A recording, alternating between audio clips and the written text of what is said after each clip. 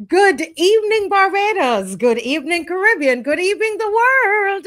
You are watching the Marcia Week Show, and we are coming to you live from Barbados. And I have to pick up my Barbados flag very, very early. I have my flag early. Barbados, stand up for your country. This is our fight, Barbados. Oh my goodness. Folks, are you ready? Are you ready for Saturday? Are you ready for Saturday? Are you ready to come out and to show to the world your love for Barbados? How many of you ready to come out to show to the world how much you love Barbados? How many of you remember there are lots of people in the diaspora who can't be here, so we've got to come down. Believe it or not, I am hearing from even the seniors, like real seniors.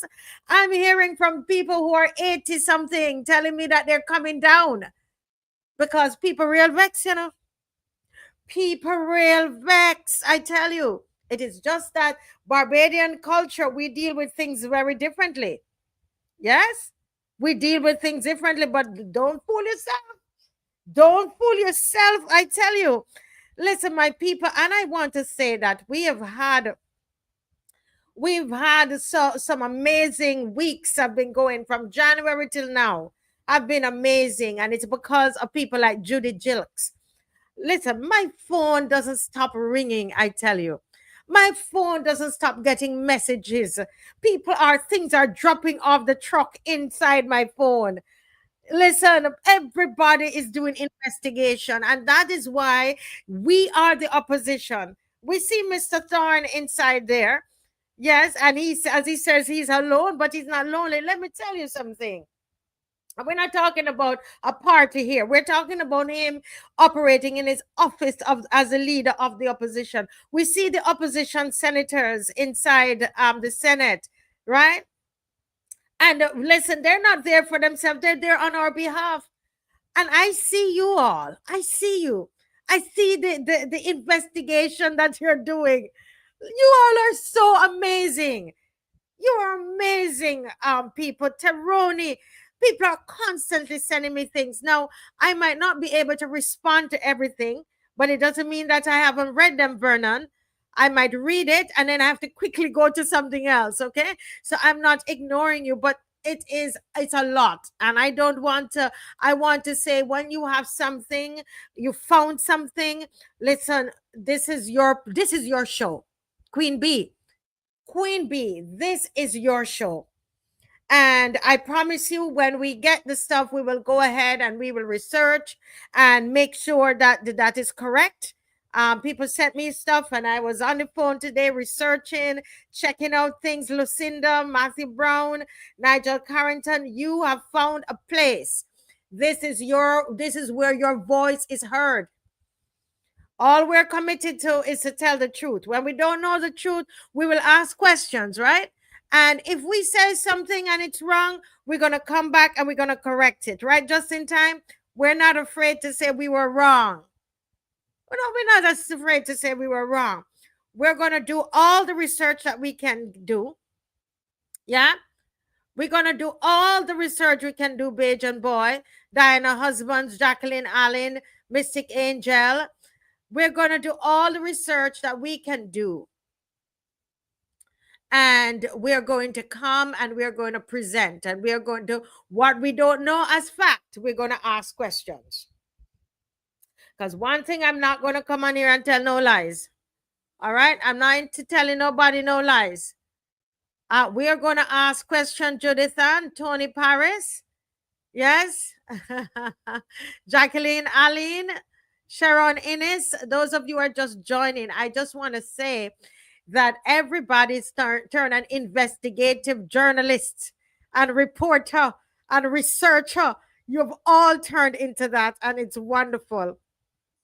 Sir Alfred Benjamin from New York, let me tell you, I am having people calling me from all different countries. Bajans living overseas. This morning at 5 o'clock, somebody from another country, Bajan living somewhere else, called, message and said, listen, what is it you all need for that march? How can I help you? Huh? Yes, they are. Bajans are coming in. They're coming in. Up to last night, I went and I had an interview with Mr. Walter Edie. I was checking if his book was close by here, and Mr. Walter Edie, Barbadian, living in New Jersey, and we got, he got to share his viewpoint, on all that is happening. But we all know, Sirlene, what's coming up on Saturday. We all know, and we started this journey on here together, and we're going to finish it together. We're going to continue. Because it's not finished. It's not finished. And when this government got in, and you know what, they had all 30 seats, they didn't think, they had no clue that this was going to happen. They had no clue that the people of Barbados were going to rise up and become the opposition. Not because we want to oppose, but because we see the nonsense that's going on. We thank God for the free education that a lot of you had. Well, I didn't get that. I was in Jamaica, but the free education that the father of independence made available to you. Barbados, come on. A lot of you are very educated, very intelligent people. You know what's going on. You know what is going on. And that's why we're coming out on Saturday, 10 a.m. from Folkestone Beach to HOLETOWN Civic Center. All right. And I hear that we're going to be singing on the road. We had a meeting today, and I heard from people from HOLETOWN, they plan that we're going to be singing folk songs, and oh my Lord, we're going to we're going to go back in the day. It sounds like it's going to be lots of fun, but very serious too. We want to send a very, very strong message. But folks, I am so happy to see everybody here tonight. I'm so happy because we've been doing this together.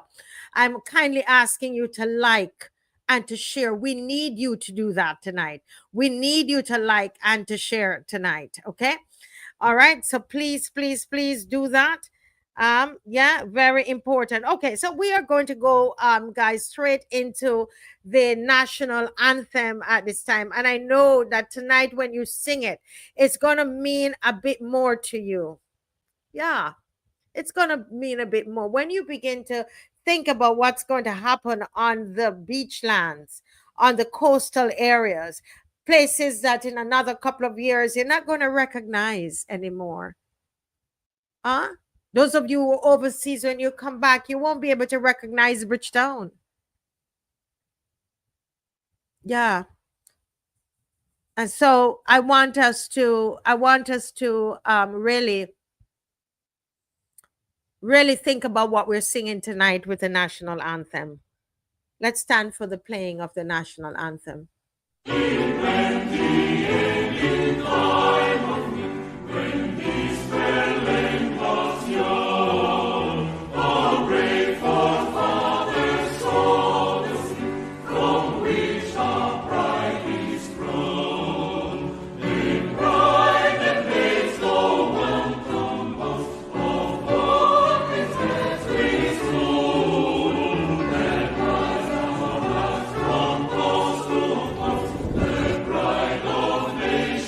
Oh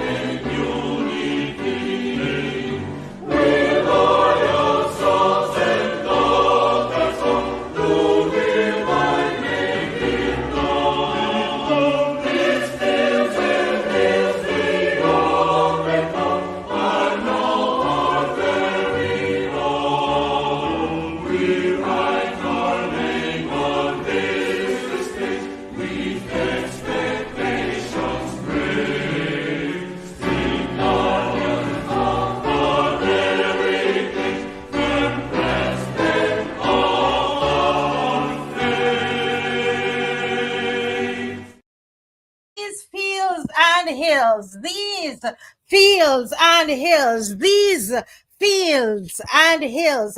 Barbados, stand up, Barbados, these fields and hills.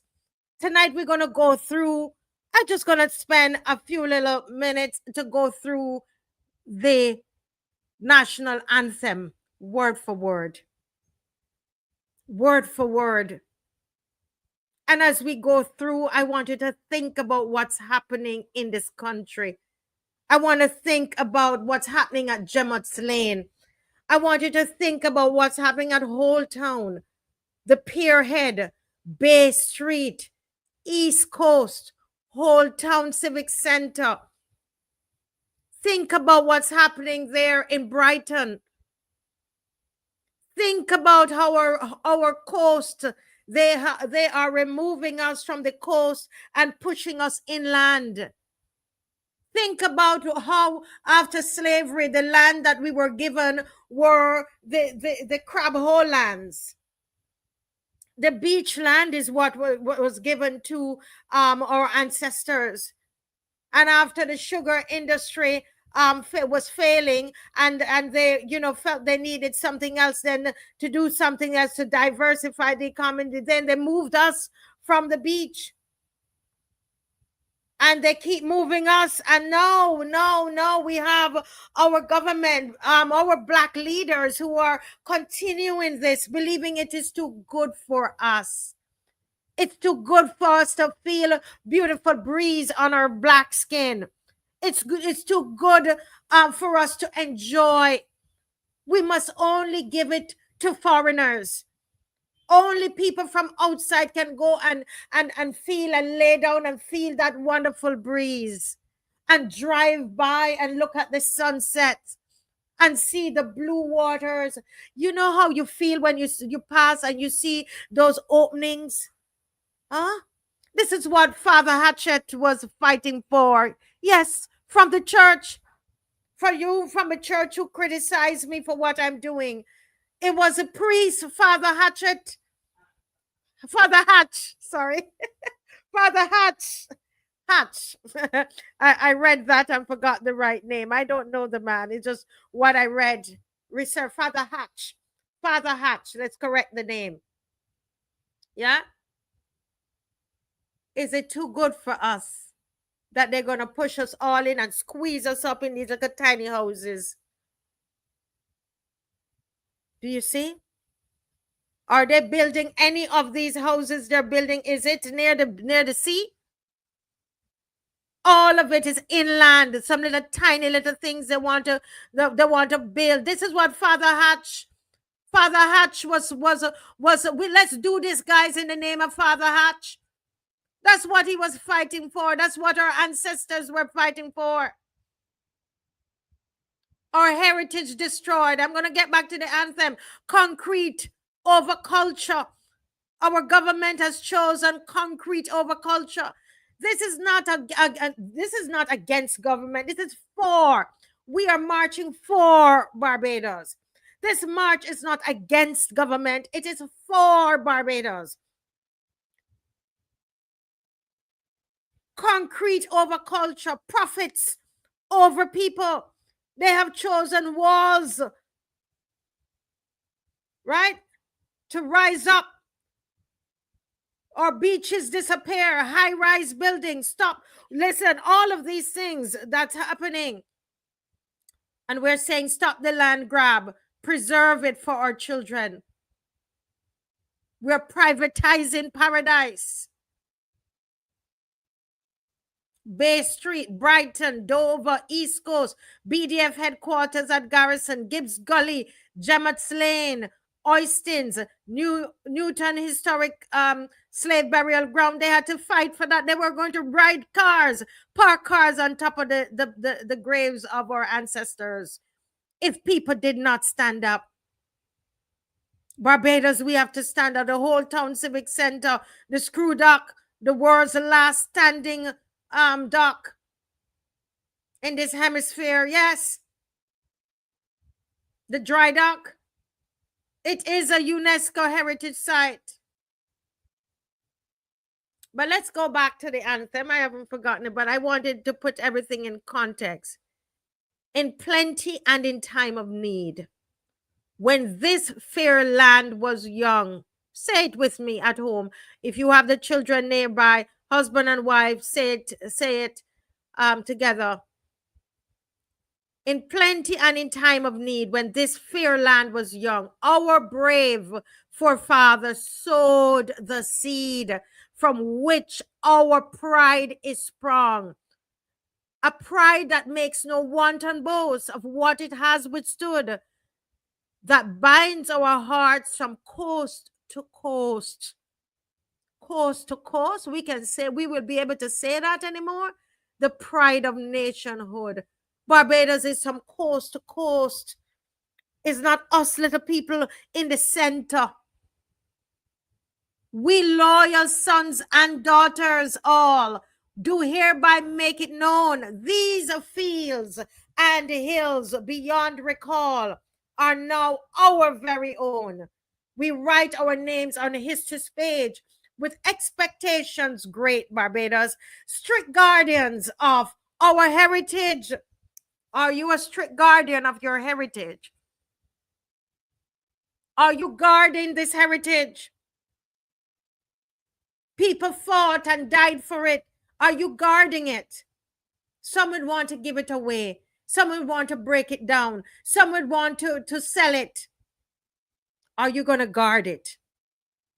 We sing this anthem all the time. Do we believe it?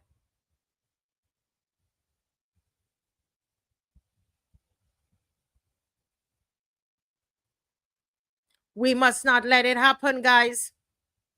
We must become strict guardians of our heritage. Saturday is so important. The only thing that they will respond to, they're going to respond to numbers, because they know numbers translate into vote. And we hate to go political, but that's the only thing at this point. That's the only thing that can help us. So if I could get get back on the screen the anthem, thank you. Firm craftsmen of our fate, meaning we're not sitting down and waiting on anybody to craft our fate, to create our fate. We get up and we create our fate in Barbados. That's what they did in 1937, so we can have labor laws today. Lots were accomplished there, but we don't need bloodshed. We don't need to mash up the country. We don't need to do that. The Lord has been the people's guide for past 300 years. With him still on the people's side, we have no doubts or fears. They go up as the people as with it. Yes, folks.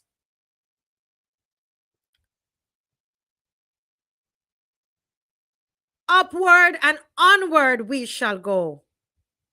Those of you who are so afraid and frightened, you sing it. It's faith. When you sing it, you're speaking it into the atmosphere, and it will manifest. Upward and onward we shall go. Inspired we will be, exalting, free, and greater will our nation grow in strength and unity. Folks, this is such a powerful anthem. Can we live up to it? Are we going to live up to it? Are we going to live up to it and protect this country? Are we going to live up to it and stand up for this country? Tonight, I want to show you a document that came from a viewer, somebody watching. And as Dave is doing that, I need you to share, because what we have to share tonight, this is very, very serious, guys. Very serious. And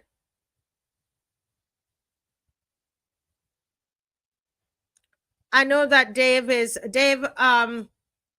yes, let's look at this document here. And we're just going to look at, when Miss McLean comes, we will look at this a little bit more. But this is an agreement for the establishment of a partnership between the member states of the Caribbean and the African Export-Import Bank. How did I get this document? How did I get the document? You gave it to me. Do you see? So when people say, they see me and they say, oh, the Marcia Week show is so great. It is great because of you.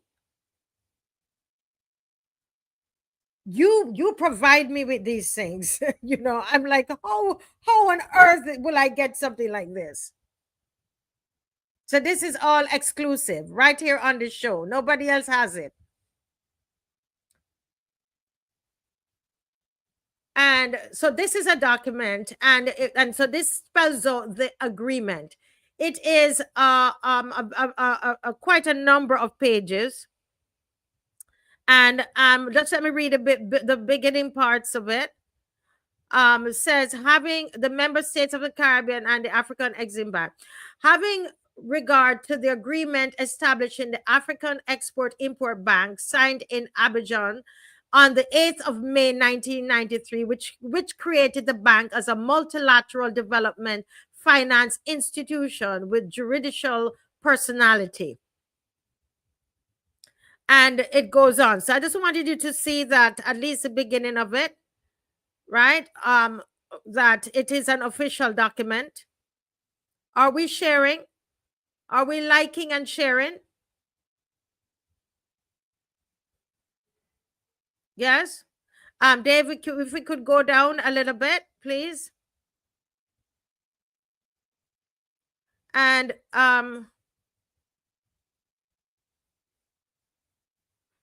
okay, and you can see there, at least you can see. I don't need to read all of it because we don't have much time.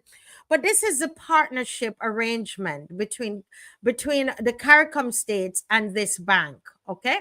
Now, if we go down to page 9, Dave, if we go to page 9, we're going to look at some of the concessions.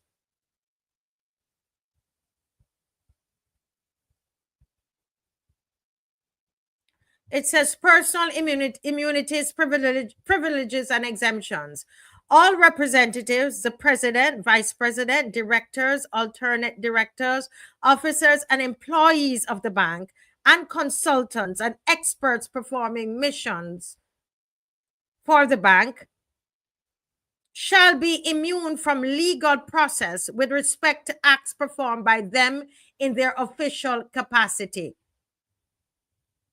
So listen carefully. So that's one thing. Okay, let's go to page 10. Wait. Okay, back up, Dave. I'm sorry. It says the president, the vice president, officers, and employees of the bank shall be immune from personal arrest or detention, except that this immunity shall not apply to civil liability arising from a road traffic accident or to a traffic offense. And go down a little bit more, Dave. And when Ms. McLean comes, we'll go through this a bit. They shall be exempt from any form of direct or indirect taxation on salaries, emoluments, indemnities, and pension paid by the bank. So basically, they will pay no taxes. No taxes. You all following me so far? I know we're going a little fast, right? Everybody following? No taxes. Let's read that part again, Dave. Back up a little bit. Just back up to that point. They shall be exempt from any form of direct or indirect taxation on salaries, emoluments, indemnities, and pension paid by the bank. All right? And I want that to sink in, right? Now let's go to the end of this. I want you to look at the countries that have signed on. So it's quite a number of areas here, but let's sections of this. So these are signatures. It's a real document. It just came to me. Somebody watching the show got upset and decided to send it to me. Okay. So Dave, so yes. So we see it was the first day of September in 2022 that this was signed. And let's go up some more, Dave. This is the president's signature of the bank. I can't pronounce his name, Benedict Orama. Okay, president and chairman. Well, hold a minute. And here we have Antigua and Barbuda, Honorable Darrell Matthew. Okay, we have our Prime Minister Mia Motley. Okay, reach down. Our keep going down, Dave. So we have Antigua, we have Barbados. Not seen Belize isn't there. Roosevelt Skerrit from Dominica. Guyana is there. Yes. Y'all sharing up the live? Oh, there's no Jamaica did not sign. I want you to note. So far, we've seen Jamaica did not sign and Belize didn't sign. St. Kitts and Nevis signed.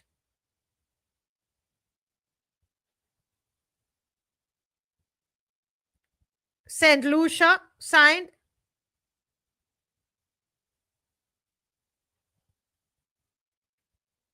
You following? I want us to follow. Follow with me. Keep going, Dave. All of this happened in Barbados on the 1st of September, 2022. St. Vincent and the Grenadines. Thank you, Dave. Thank you. Suriname, the Republic of Suriname signed. Trinidad and Tobago, they did not sign.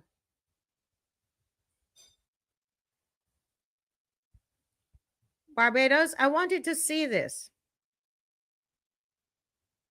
Guyana signs, Skerrit sign. Dominica, St. Kitts and Nevis, St. Vincent and the Grenadines, Suriname. I didn't see Jamaica. I didn't see Trinidad and Tobago. I didn't see Belize. Dave, go back up and make sure, Dave, that Belize. Let's go through again. Folks, this is... Continue. Yes. That's the president. That's Antigua and Barbuda. Hold a minute. Bahamas. I didn't see a signature there. I don't know if these people signed later. Right. Okay. Yes. Okay, Barbados.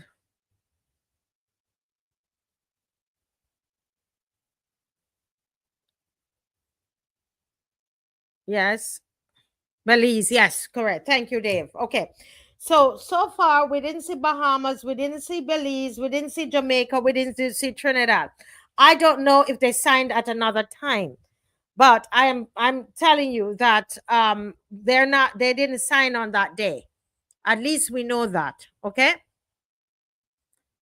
Now let us watch a little clip from Rowley, Prime Minister Rowley of Trinidad and Tobago, that when they started to complain and to lobby inside of Trinidad and make noise that Trinidad is not did not sign the document and it is not cooperating with this bank, because they felt that they could tell Mr. Rowley what to do, right? Dave, you have that one? Okay, so let me just make sure that Dave has that. I know Miss McLean is trying to get in. Let me just make sure, guys. Dave. Okay. So they are receiving, so nobody, if they did anything here, they cannot be arrested. That's what I understand it. I would wait until McLean comes, but that's my understanding. For sure, we know that they no taxes, no taxes. So in Barbados' case, we would have given them land free of cost, and then they are going to do business in here, and they would not pay any taxes.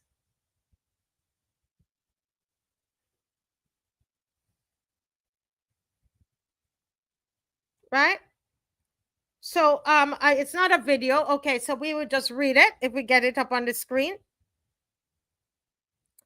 And the reason Trinidad is telling us why they did not sign it, Rowley is telling us he did not sign it because there was they were asking for tax-free requests, and he said, well, if my citizens have to pay taxes, why shouldn't this bank pay tax? That's what Rowley said. So Prime Minister Dr. Rowley said yesterday, the government has joined most of its regional neighbors in signing up to the AFREXIMBANK because the financial institution wants its employees based in TT, both local and foreign, to earn tax-free salaries. He has not joined. So I read joined. Let's go back again. Dr. Rowley, Keith Rowley, Prime Minister, said yesterday the government has not joined with most of its regional neighbors because the financial institution wants its employees based in TNT, both local and foreign, to earn free tax salaries.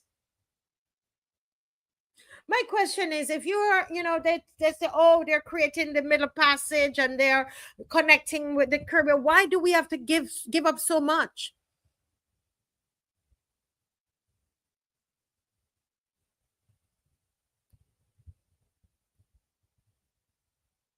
Rowley's comments came after a talk show host claimed that I always have problems pronouncing AFREXIMBANK would like to set up office in TNT, but is getting resistance.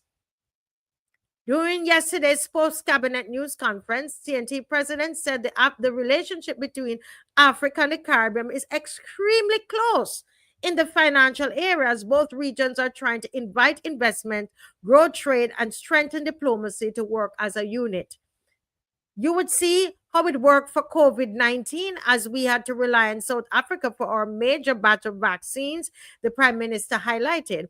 However, Rowley noted that the difficulty being experienced with this particular bank is that the bank is asking for all of its staff to earn free salaries, tax-free salaries in the country. I do not know why the bank is taking that position, but that is the bank's position, that its staff, whether local or foreign, would not pay tax in the country.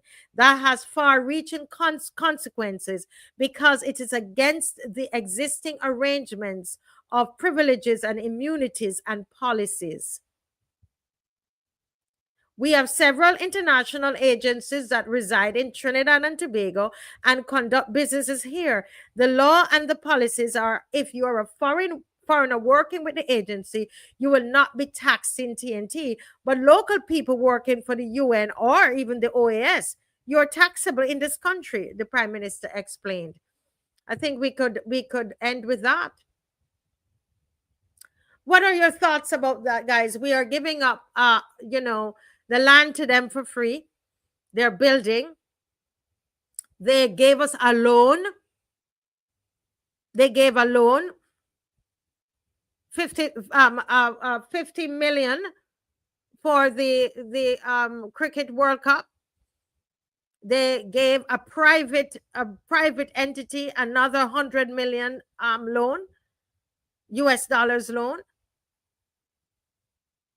I have not heard of any gifts yet.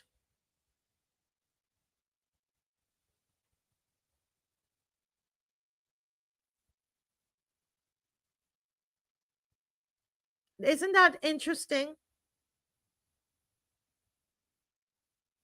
That's the thing I want to know. They're a bank, but then they're setting up a hotel, and I don't know. I don't know. I don't know. What are your thoughts, guys, about this? I don't know if Miss McLean seem to be having some challenges still.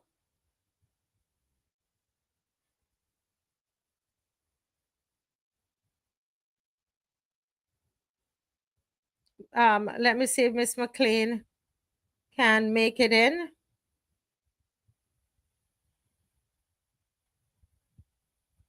Just give me a moment, guys.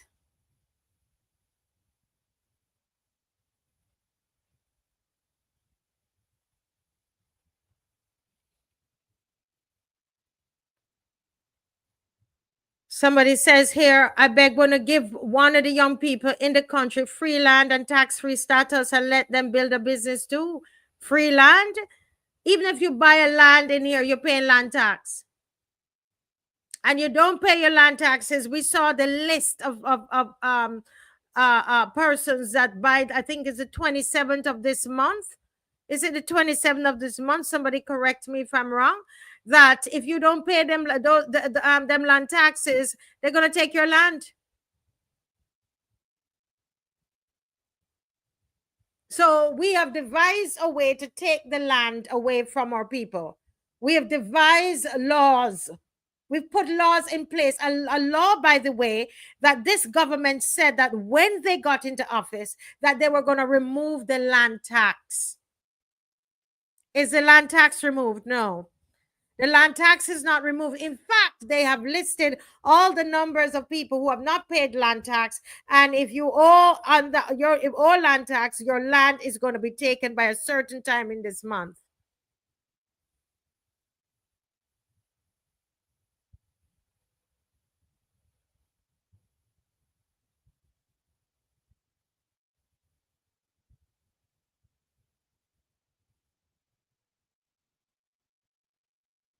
So why do you think what's going on here? What's going on here? I am saying that it sounds very odd to me. It seems to me I don't see a commercial entity, a for-profit entity doing this. This is a charity. It can't be. It has to be that some money is paid somehow. That's my belief.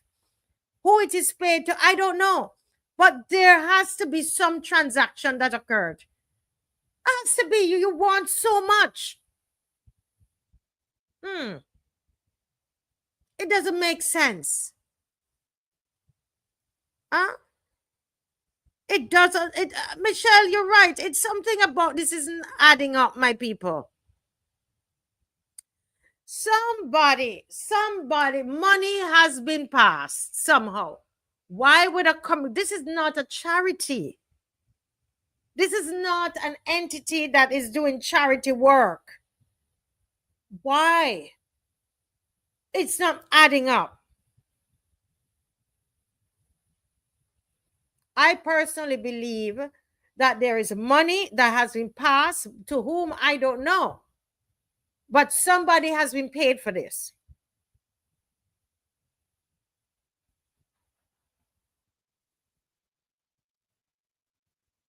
And listen to me, this whole talk about that this is these people are Africans and we must we only want the white developers. We didn't ask you nothing to bring any white developers here. We have a problem with all of them. So when Ryan Strawn is talking about, the whole town should have been given to an African, you gave it to the white developer, the white Canadian. Don't come here and with that nonsense. You government gave it. And now that we're talking, everybody who is against it, you want to say that they don't love Africa. Get away from here. Nonsense. You are the one that take it up and you give Joe's River to the Australian. Remember, you gave one to give all different places to other UK developers, Canadian developers. You did it. The difference with this one is that I believe, it's my opinion, that this one, I believe, don't have anything to prove it, but it's just my belief that money has been passed. And it seems to me that the money that has been passed is election money. I believe that why so many of you are fighting for this thing so much. You hear how they're so angry against the leader of the opposition. They're so angry. Oh, they're on their P's and toes, right? P's and Q's. They're angry. They're up on the. Really? Is this how you're gonna get reelected? Is this the $300 that each household, each person over 18 years old, that's getting, that have paid NIS? Is that where it's coming? Where is that money coming from? Is this election money that is gonna fix the roads that have been fixed already? Have you guys seen what's going on? Almost like they're laundering money.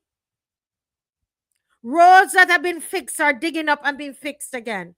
You don't see any water coming out, any pipe burst, nothing.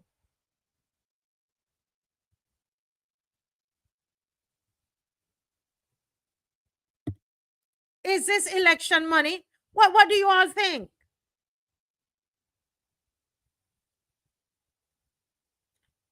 Listen to me, folks. If you don't wake up now, I don't know when you're going to wake up. Miss McLean is not getting in.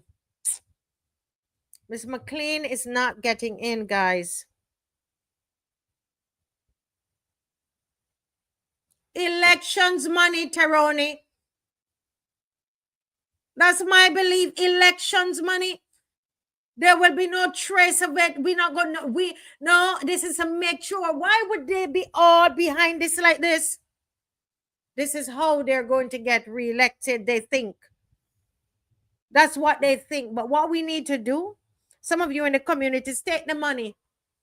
When they come to give you the money, take it. Take the money. And when you go to vote, make sure, don't do what they want you to do. The same way that they took us, right? They took what we have and give it away. Take the money.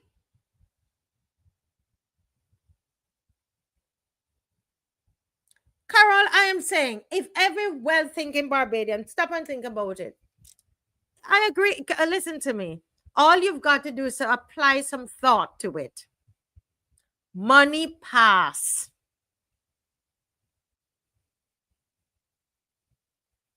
Dave, I think I have something there from Abraham sent me something, and we take a look at that.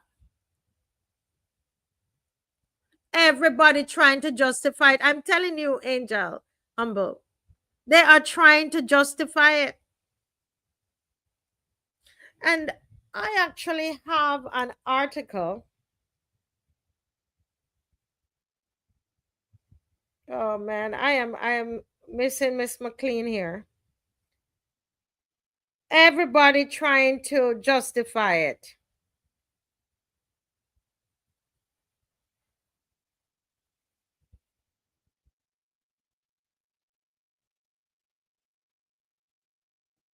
Yes, yes, Sirlene.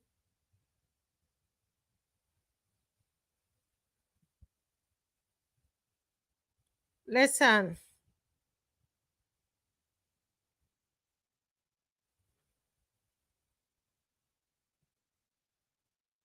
Exactly. Now, you must remember this was the same government that was ready to buy, to purchase from Draxall. You remember? This is the same government that was ready to purchase Draxall, and the only reason it didn't go through because the heat. She was getting heat from the UK, from Jamaica, from all over the world, saying that's a stupid decision.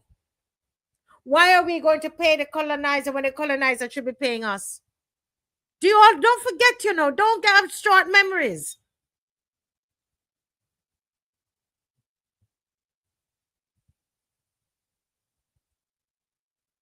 right? Somebody saying if money was given for votes in 2018 and 2022, how come people are suffering so much now? It's clear people can't live off of $200. Or someone should live off $200 is you can't even go and do a proper supermarket shop with that. Yeah. As somebody says, $300 to make citizens guilty by association, so we have to shut our mouths because you get the money, you shut up. I say take the money and vote them out. Take the money and vote them out. Don't worry about it. Take it with a straight face too. And go in and vote with a straight face and come out with a straight face.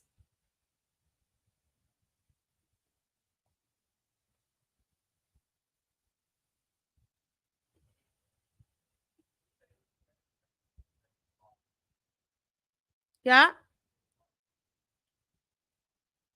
Folks? So I want you to remember that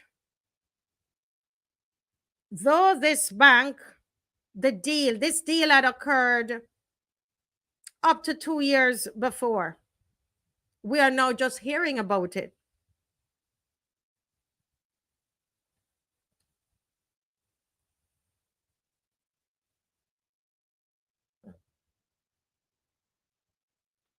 Valentine, that's what I'm saying. It's insult after insult. But we do have pride in industry. We have to become aware of it. Let's not curse ourselves.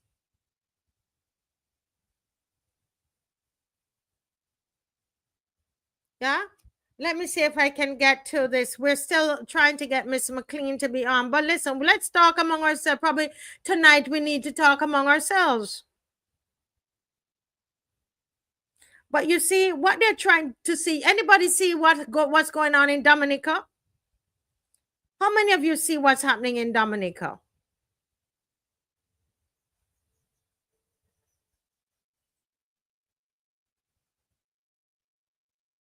They are trying to what they're trying to do is for us to experience what, for us to do what they're doing. Yeah. In America. Okay, so if Abe is there, Abe need to know the document is not opening up. Abraham Millington, the document you sent is not opening up. Right? You can send me a picture of it via WhatsApp. Abraham Millington, the document is not opening up. Okay, all right.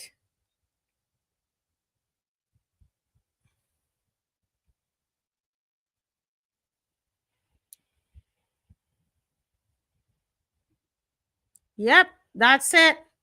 The question is, are we going to allow ourselves to be manipulated?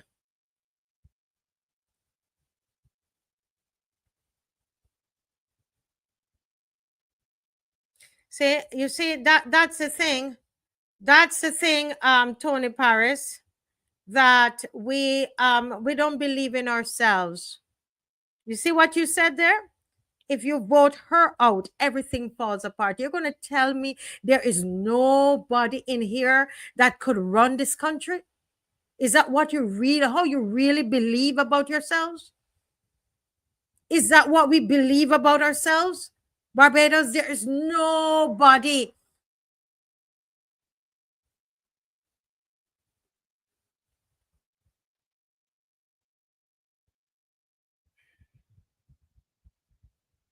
There is nobody.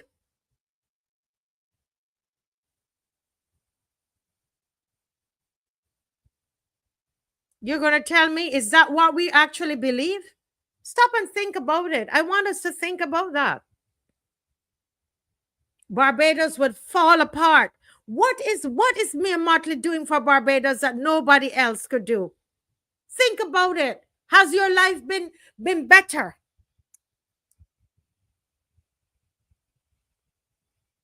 Is she governing this country well? Is she the best leader? And let me tell you something there. I want to touch on this this thing here, that there's some people who believe that this prime minister has a divine right to lead. I hear it. Some of the MPs, her MPs, believe that. A lot of people within the Pan-African movement, they believe that she has a divine, so because she has a divine right to lead, therefore she could get up and she could make whatever decision she wants to make. There's some church people who believe that, to the point that they'll go and wash her feet. They washed her feet because they, is she a god? And that is why a lot of people are so afraid of her. Oh.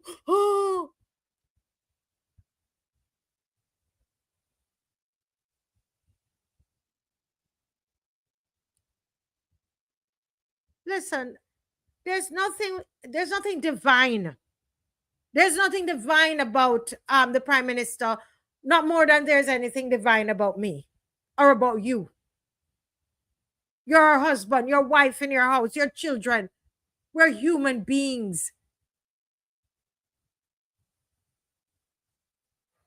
And if you will believe like I believe, made in the image of God, we're all the same. She has no divine right to lead in here. No divine right. It's a lie. It's a lie so that we will bow like this. It's a lie that we will allow her to do whatever she wants to do in here.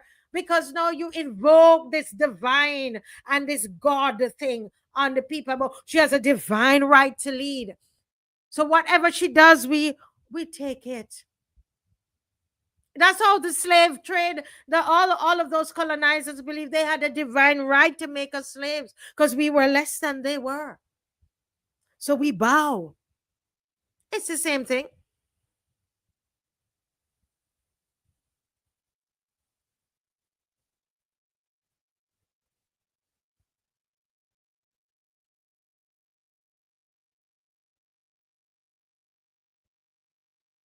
Okay. Well, Tony Paris says, oh, I'm sorry, Tony. Tony was saying he meant the party. But Tony, I'm glad that I misunderstood, because I really wanted to address that. There's so many. There's so many many Barbadians who believe that is a lie. That's part of the propaganda that we have been taught. That's part of the lie that we have believed. Yeah, we have believed in that lie. We believed a lie that God wasn't able to help us, It is the prime minister that has the power to help us. We saw all that we saw, and we heard all that the prime minister, former prime minister Owen Arthur told us, but we went along with it because we believed propaganda. We believed the lie that she was the only one who could help us.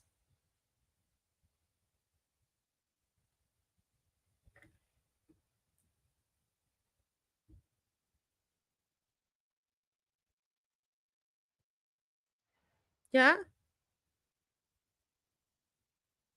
I believe this is terrible, that there is nothing that is working. The plans are good. The Hope Project, good plans for people to get housing. It looks good, and it looks good on paper. All of their plans look good on paper. All of the plans, most of them, look good on paper. No execution. Have not been able to execute a thing. Pull back. They started, they have to pull it back. They started, they have to pull it back. Cannot bring it to completion.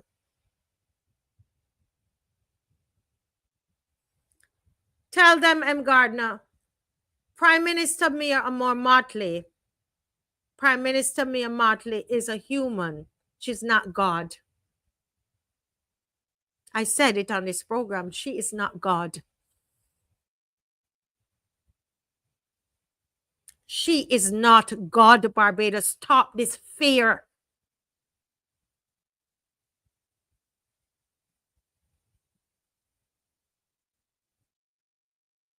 The fear that a lot of you are having is not that's not of God. She is not God.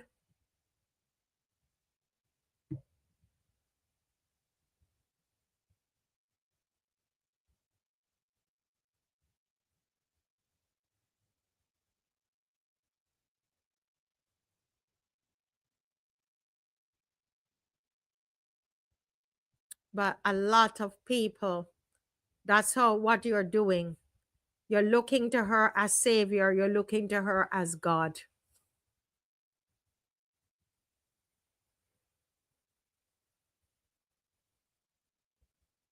She's not God. And you all are going to see that very soon.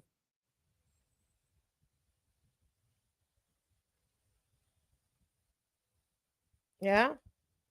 And folks, I'm going to ask you to share up the live. We have Senator Ryan Walters is joining us for a couple minutes, and I see him there getting himself together. Dave, I don't know if we can play our famous song there. We can play that song. While we wait, give me Dr. Walters, Senator Ryan Walters, a couple minutes to get himself together.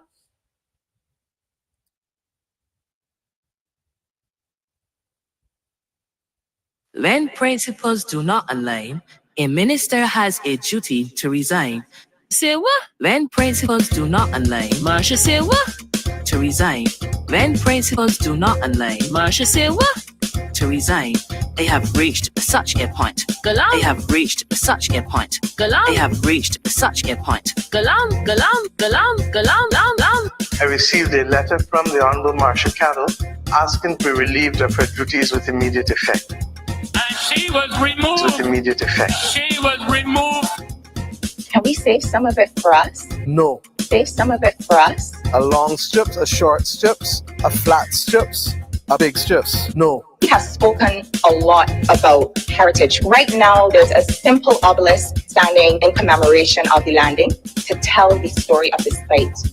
Not just of English settlement, but the story of the Amerindian community who were here before all of us, our indigenous population who were decimated. No. I understand that there's tremendous economic value for any beachfront in HOLETOWN, but can we save some of it for us? No. Even if we don't. No. Barbie. What you say? Wall to wall to wall. No. Wall to wall to wall. A big strips. Wall to wall to wall. No. Wall to wall to wall. A big strips. Money, money, money. I want money, money, money. I want money. You're fired. I want money. Get out of here. Money, money, money. I want money, money, money. I want money. You're fired. I want money. Get out of here. When principles do not align, Marsha say what? To resign. When principles do not align, Marsha say what? To resign.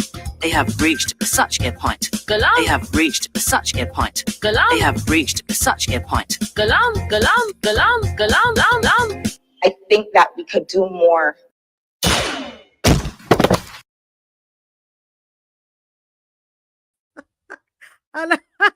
Good night, Senator. Good night. How are you? Well, Marcia, good night. How are you doing? Doing great. Welcome to the Marcia Week Show. At least we got you to smile a little bit there. Yeah, that was funny. Yeah. Good night to everyone. Good night, sir. Good night. Good to see you. Good. Same here. Yes, sir. Well, I was saying you guys had a great week this week. Mr. Thorne put down what? How many hours was that? 10.5 hours? 10 hours, yeah. Yes, responding to the budget, and then you went in and then into the Senate and gave your speech in the Senate and your presentation in the Senate. Then Senator Andre Ward went in and did a great job again today. The Democrat. Would you say that? Well, I should ask you. Do you think the party is doing pretty good? Well, I've had a good week. Yeah, well, I would say it a little differently. Good night again to your audience. Yes. It's always good to spend a few minutes with you. Still in the office, but that's not time out to have a quick chat. Yes. No, I think, as I said, a meeting we had on Sunday is that I think it's time that Barbados acknowledges that we are on their side, and that the causes we fight are because of them. If not for the advocacy of the opposition leader, we would not have been hearing about the travel costs of the Prime Minister. That would not be a discussion. Hope would not have been discussion. No, you had the advocacy of myself with the energy costs. Marcia, we had the advocacy of you and your team with the ID cards, the cybercrime bill. I think that, there are a group of people, and the DLP is a part of that group, who are fighting for what is best for Barbados. So we're just happy to do that, right? When Mr. Thorne responded for 10 hours, it was because he had to use the opportunity he had, given the fact that he's the only person in the lower house to respond. So he had to use the opportunity he had, which is one opportunity to respond to as many issues that he thought that were pressing enough that Barbados deserved to have some information on, or to have questions asked on their behalf. So I think it was very productive. I believe I had a count here. I think he had about 28 stories in the paper the following day. What? Yeah, from that marathon response to the budget. So it was received very well. It was surprisingly, the media carried many stories. I thought 28 stories in all between the two main newspapers, Barbados Today and Nation newspaper. And I'm sure that Barbados is very grateful today for the information and the advocacy that they've received from the opposition Labour Party, Democratic Labour Party. For myself, I mean, Andrea and we are just a continuation of what you see downstairs. So we are supposed to, by any good opposition, keep hammering home, keep raising those pertinent issues. I took the time out to support Mr. Thorne on a couple of issues. The first issue was the issue of the Prime Minister's travel. Yes.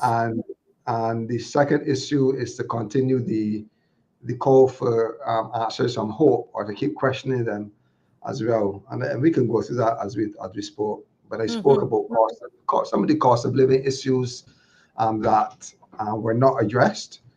Yes. And I looked at that. We looked at also the wastage of the government, because remember, it's one thing to talk about taxation and so forth and raising taxes, but the next thing is to what do you do when you get this money?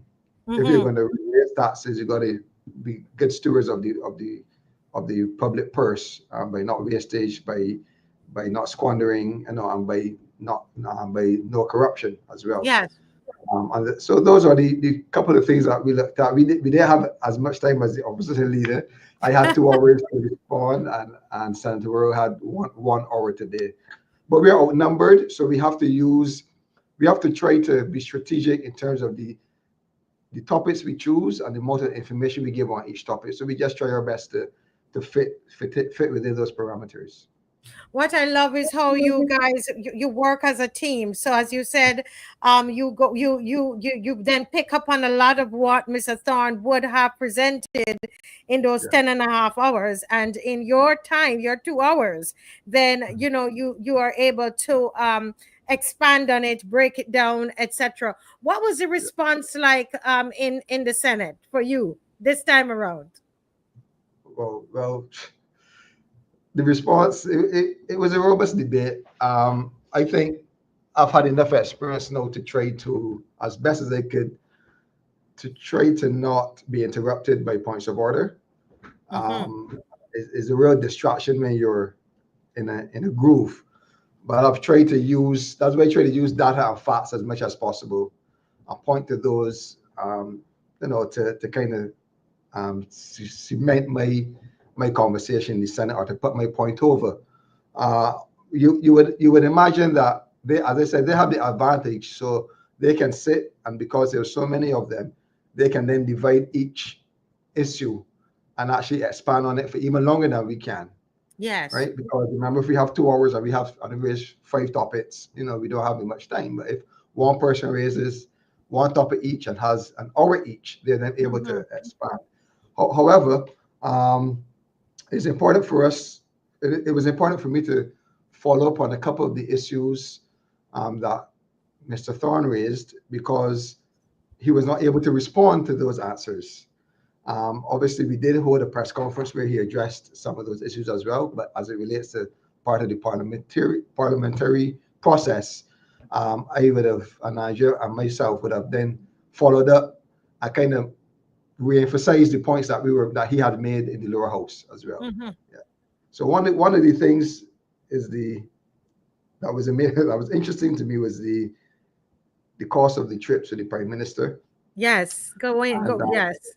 And you know that he was calling out, he wanted to justify this cost, all right, and justify this cost. And the truth of the matter is that when the Prime Minister responded, what caught my attention was not the cost of the trips, which we all know is bogus, but it was how she defended it by saying that, hey, look, I am traveling with benefits and I'm bringing back money to Barbados, free money, grants. And then she quoted $120 million in grants. So the whole of the government is running with this story. Government for travel with benefits, we bring back money, and that is what you got to do. We're world leaders and all these things. But it troubled me because even when I heard the voice note from Conrad Maxine, who also highlighted that grants are something that all governments have access to, and obviously it depends on if they apply for them and what was the agenda of the government at the time. So I went to the central bank reports just to see if there was a number, if those grants I think are accounted for, and I did find that between that number is shown on the central bank reports. There's a line item that says grants, and so I looked then at those reports to kind of get an understanding of what was reported under the Democratic Labour Party last administration, and then what was reported under the current administration. And Marseille found that $229.9 million, Barbados dollars, was reported as grants under the DLP administration between 2008 and 2018. Wow. 200 and how much? 229.9. 229.9, and over what? It's 7 years. She says that she got 120 million. Correct. So that's 10 years for us. But when I went to the central bank reports for the period 2018 to 2024, it only totaled 38.6 million. So I believe that there may be some room. I'm not too au fait with where the grants are reported across the government. But as I said, I try to go to a reputable source to try to get the information, and it's not even showing the 120 million that the government is bragging about right now. Right? So the LP raised 229 million with less traveling, because we didn't travel that much, and the government of Barbados is on record, has reported through the central bank $38.6 million. So it was interesting when I saw the information to be able to raise it in defense of what the Prime Minister responded to the leader of the opposition in the lower house. Well, it's right here. It's right here, right? It's right. Yeah. You said, 2008 to 2009, 7.5 million, and it goes on. I mean, it's like really, how did they respond to this? Because when I read this, I said, my goodness, you're bringing numbers on them, man. You've done your research. Well done, Senator. I said yes. You got to Yeah. come on here. Listen, what happened when you started to reload these numbers on them? Probably silence. I was more interested in getting the information out to the public than worrying about what they had to say. But Yes. there was only one point of order or 2 points of order in my 2 hours, and that related to energy. But we'll get to that if we have time. But again, as I raised that point, my bigger point under this specific issue that I defended or supported the opposition leader on was the fact that the government senators have no choice but to come and support the prime minister in every single thing that she does. Right? And case in point, as with your nice video, the one time that a senator spoke contrary to the government, she was removed. She was deselected. So you only get one chance. You only get one chance with the prime minister. And so I challenge them to say something contrary that even if they believed in it, but they couldn't, right? If you also recognize that the Senate has 5 ministers. The Senate has 5 ministers of government. The Minister of Health, Minister of Energy and Business, Minister of Culture, Minister of Innovation, Industry, Science and Technology, now the new senator. Yes. Minister of Educational Transformation, which is Charlie Blackman, who was in another ministry before. So they have 5 ministries. And that is a reflection, that has to be a reflection of the deficit in the lower house, because they have 29 in the lower house. Yes.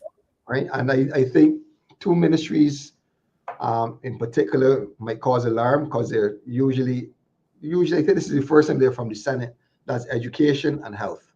But I could be corrected, but those are 2 very important and large ministries, and they're now being managed from in the cabinet. So something is happening inside the Barbados Labour Party government as it relates to the cabinet, and what's happening in cabinet. The positions seems to be selecting key persons that are going to be able to defend the prime minister.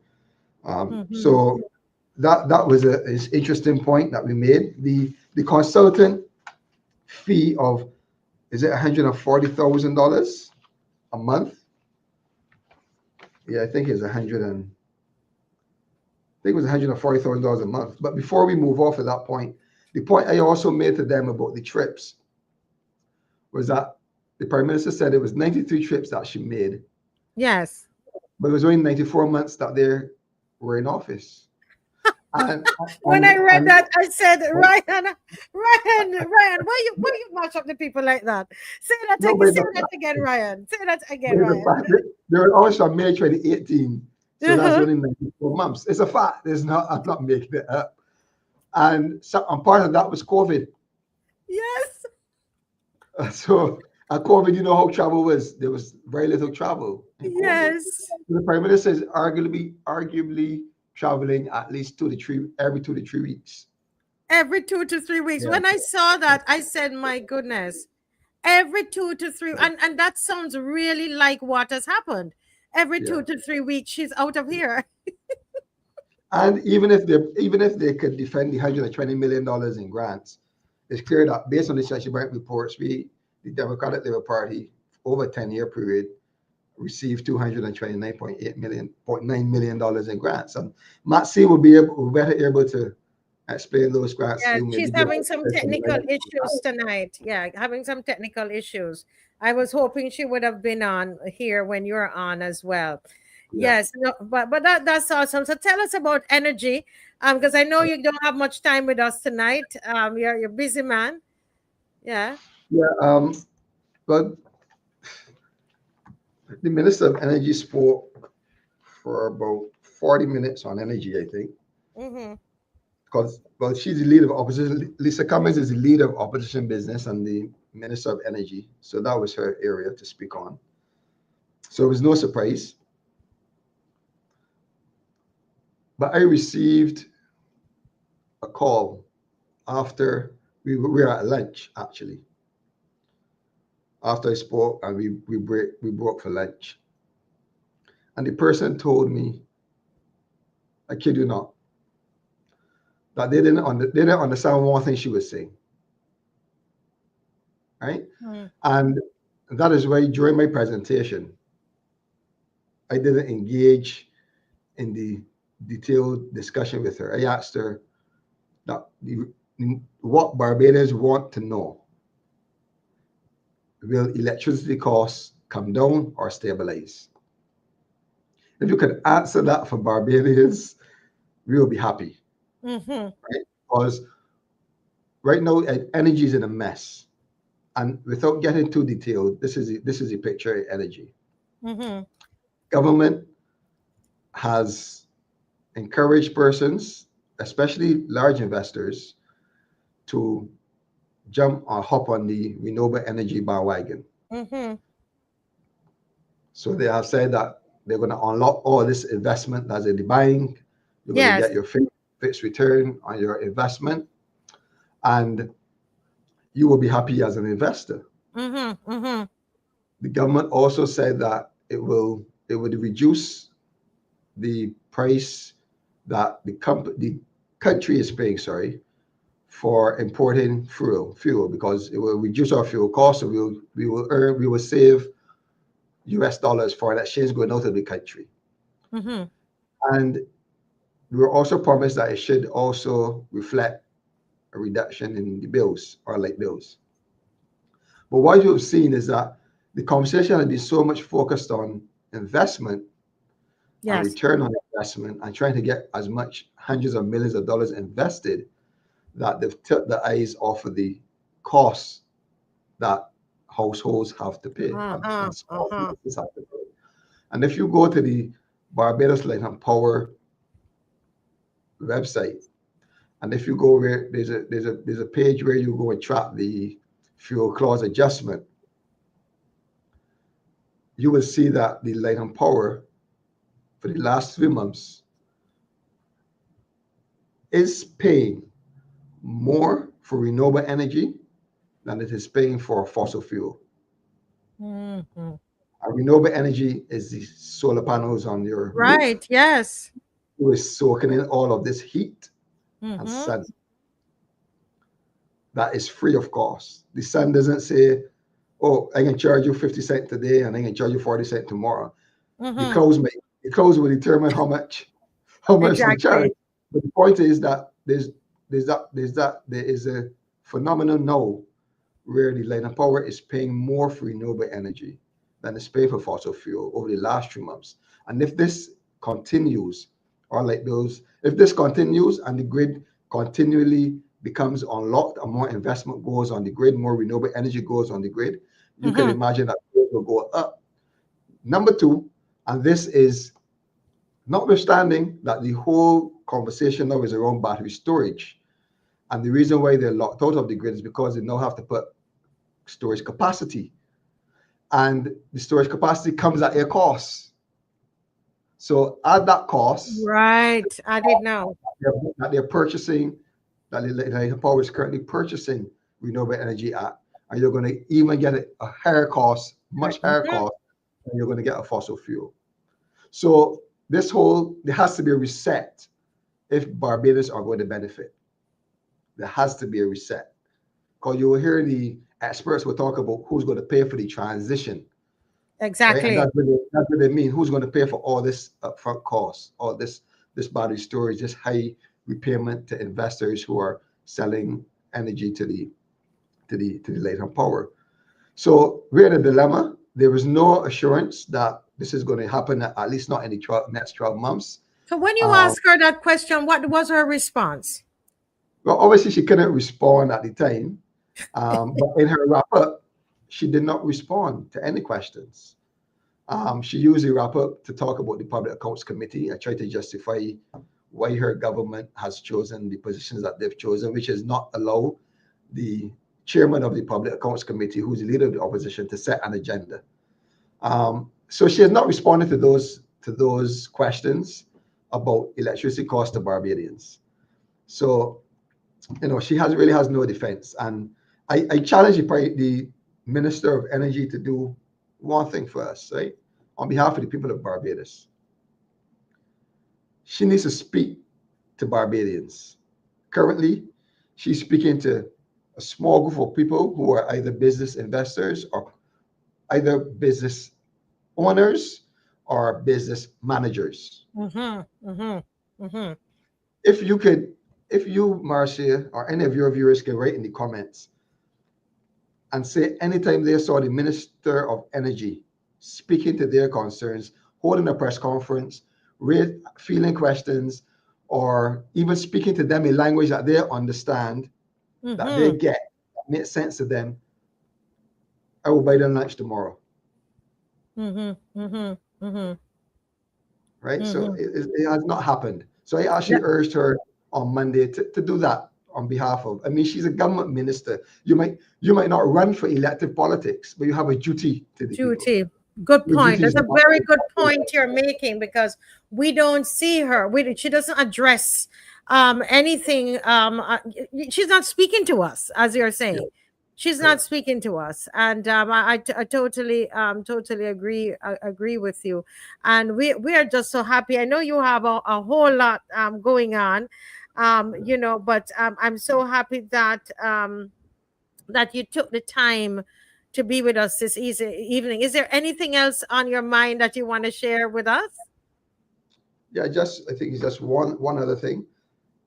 We had the debate of estimates in the Senate Monday, Tuesday, finishing on Wednesday today. And the Minister of Health did not give a report card to Barbados. Right. And the Minister of Culture did not give a report card to Barbados. So you have 5 ministers in the Senate. Only 3 gave an account, albeit poor accounts, but at least they gave an account. So we have 2 special persons, the Minister of Health and the Minister of Culture. And this Minister of Culture, I could be correct, I don't think she has spoken sense. Since Mr. Cummins not Mr. Cummins, since Senator Crystal Haynes was deselected from the Senate. She didn't speak in the debate against the moving of the HOLETOWN Civic Center as Minister of Culture in charge of heritage. And since I've been to the chamber, she have not spoken sense in the chamber. So I'm not sure what's going on here. But these 2 ministers, it's a shame. I think ministers should give an account, at least during the estimates debate, during the debate of the budget, they should give an account to Barbados. But they could just be figureheads then. I don't know that they I don't know why it is that they can't say anything. Yeah. Well, I don't know. Marcia, all I can say is that on behalf of the people of Barbados, we will continue to raise issues.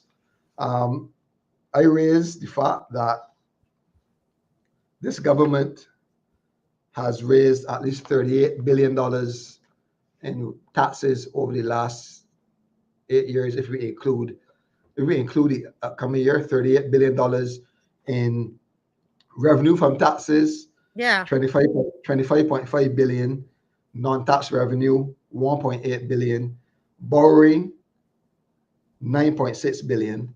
And then you had like the sewage tax, you had the health levy, you had the fuel tax. And cumulatively, you're talking about just over $40 billion of tax revenue, including debt, including borrowing. But the point I was making is that Barbadians are concerned that they've not seen that money within their communities.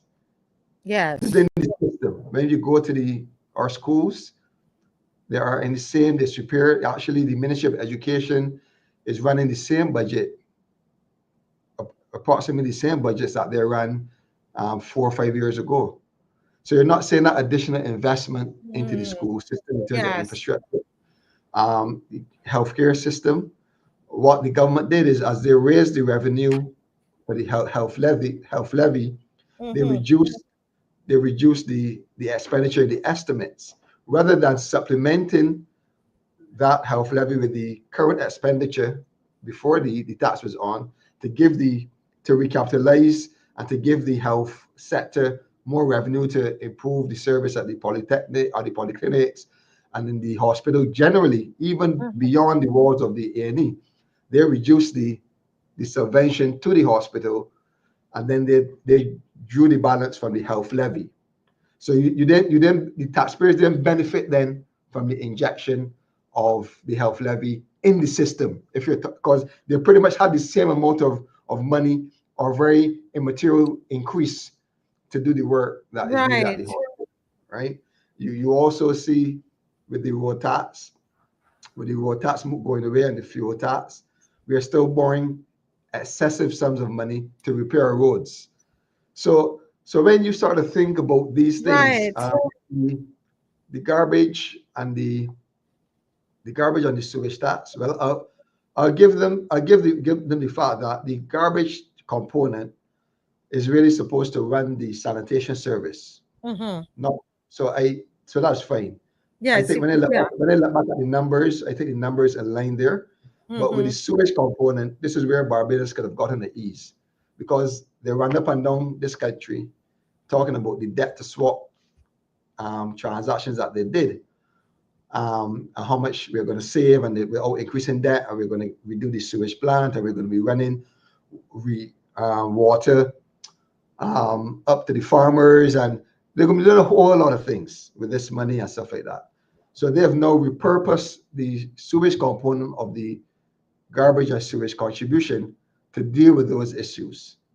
So we're not getting the ease. We're actually having to continue to pay, although we've been told that initial work has been done, right? And I think by and large, although it comes at the expense of households, we kind of get that work needs to be done. But if you can see this work being done, you will feel a little better. Yes, it's true. It would do something to you that you would say, at least I can Yes. see that. I can see that some of this work is happening. So I raise the issue that the government is receiving 34% more in revenue a year than the Democratic Labour Party received in this 10 years annually on average. That's almost 50% more. So Wow. they can gloat and shout and scream about how much more they're doing, but you are actually receiving 34% more In taxes. right? And they would want to position the conversation that, hey, look, we're doing better in the economy. But while you might say we're doing better in the economy, consumers are participating in that better.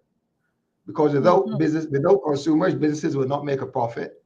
Yes. To pay over that corporation tax. Businesses will not grow. Even foreign businesses that come here have to get employees, they have to get buildings, they have to walk down the streets of Barbados with lower crime rates. They have to go into supermarkets and be served in our restaurants by us. So there is a lot. If not for the consumers of this country, the economy will crash. Yes. And it brings me to the fact, although in COVID, a lot of economic activity was taken out of the economy because persons were at home. Some of them, a huge percentage of them, were not earning a salary. They were either on national insurance or stipends for some employers, etc. Especially those that were just trying to keep the employees going. Because I want to give kudos to a lot of employers out there who helped their employees during that time. They must be commended. We can't always be negative to the employers and the business owners. We need to give them their due, and COVID is one of those times.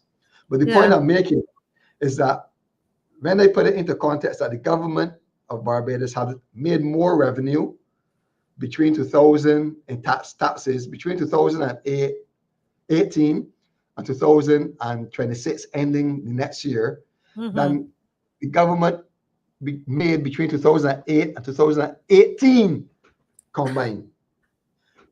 Even though we went through at least 2 years of COVID impact. So you can Wow. imagine, you would expect that a government would have given back more to the people. And I'm talking about the Defense Force giving out hampers to every house.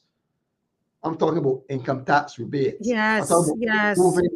moving the tax, the $1,300 that they do, the tax The rebate that they credit. give, Mm-hmm. the tax credit, moving that from $1,300 to $2,000 during that period. Do something for the people. Yeah. Doing those things, reducing income tax for the middle class, even if it was for a short period of time as people recovered. But they raped this country. So when you put it into context, it's not that the economy is flourishing. It is that they have not given back when they should have given back. Buying vaccines, all governments bought vaccines for their residents. All governments had to shut down and put measures in place. Yes. So, but I'm talking about the financial burden that families carried. I'm talking about having to rebuild your savings account at the credit union because it went to zero. And this is not only working class people. This is middle class people too. Everybody feeling it. Everybody had an impact. Not all financial institutions that lent for cars and lent for houses gave moratoriums and stuff like that.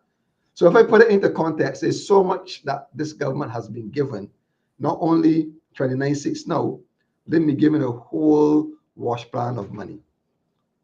And still borrowing almost every time she goes away. She's talking about grant. We hear borrow, we hear loan, we hear this. That's what we hear. Well, we're not seeing it in our communities and their daily lives. We're not seeing it, and there's much more that I could say on the taxation bit. The food costs, they're not intervening in the food costs.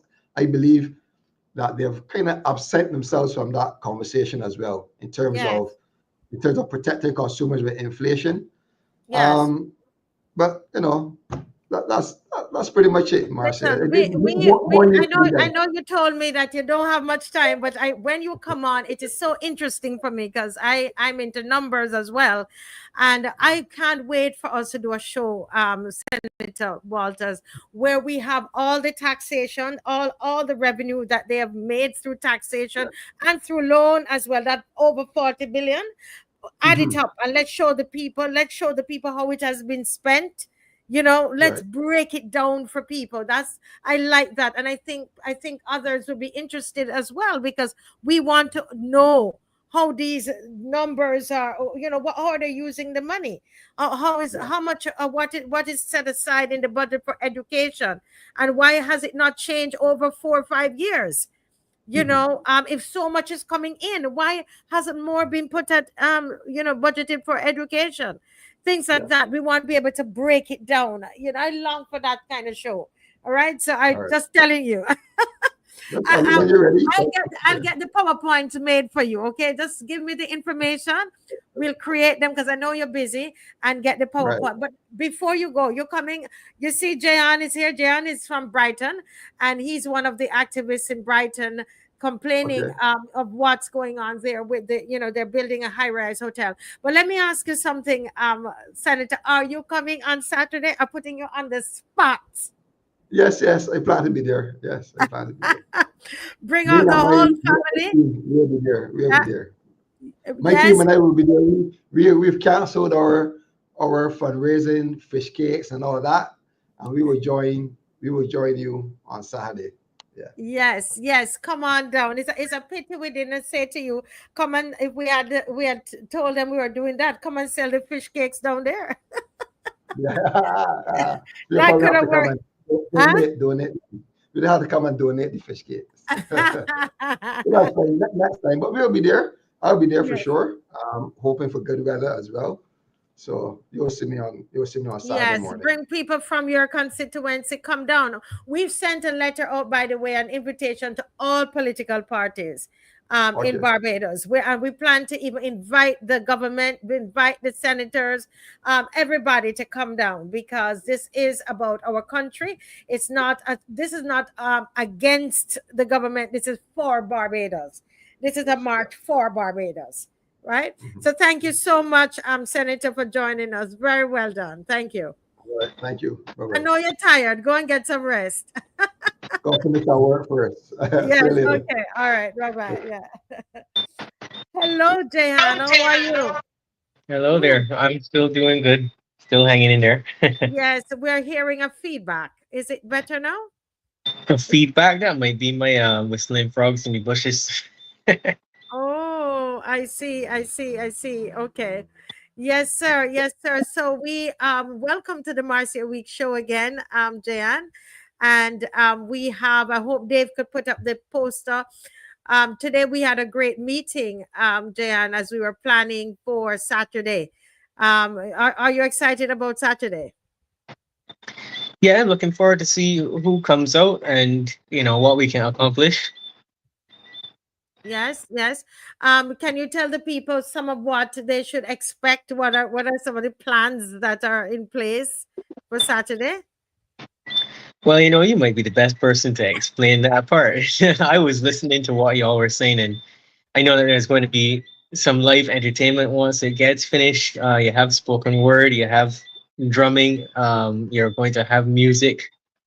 But I think the most important part of the whole deal is everybody's participation in the march. So I think that really and truthfully, I don't want to give away what we have discussed in private, but I will let the public know that what we are attempting to do is exactly what would have been done by the same said people who are supposed to be running the show at the moment if there was any other party doing the things that they were doing, right? So what that tells you is that we, the people from all various, classes, races, backgrounds, professions, ideologies, religions, all of us are making a conscious decision to come together, to unite.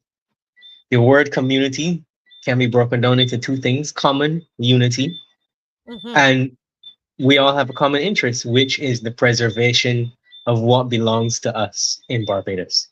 Now, Ryan was making some very interesting points. And as a person who relies on speech and behavior analysis to get my job done, I took note of several things. And one of the most obvious things was the gaslighting that occurred in response to the statements that were made by Thorne, etc., where there was a blatant denial that what we were seeing is not the reality, and saying that there were certain things like, oh, well, we're transparent, we don't hide anything. When, as it was correctly stated there by Senator Walters, is that they don't talk to us. And that's not the way that democracy is conducted. So are we really in a democracy? That's one of the main questions that we need to ask. The next major question that we need to ask is, why is it that we are allowing a group of 30 people or so to bully us 280,000? Why are we relying on them solely to make decisions for us without asking us what we think about it? And that is something that seems to have slowly trickled out of the public domain over the years, but it has been mastered by one person in particular that shall not be named, right? I have to be really careful about saying that. And so why are we allowing that? Because there's clearly no trust there. And there's a saying that you don't trust someone for two reasons. One, you don't know them, and two, you know them, right? So that is the major talking point that I think personally needs to be brought up in the event that I address anybody, because these are the things that I don't feel like people are thinking clearly. I think that when people are in survival mode, as we know, they will begin to react negatively, and their behaviors and their thinking patterns are dictated by negativity, right? And fear.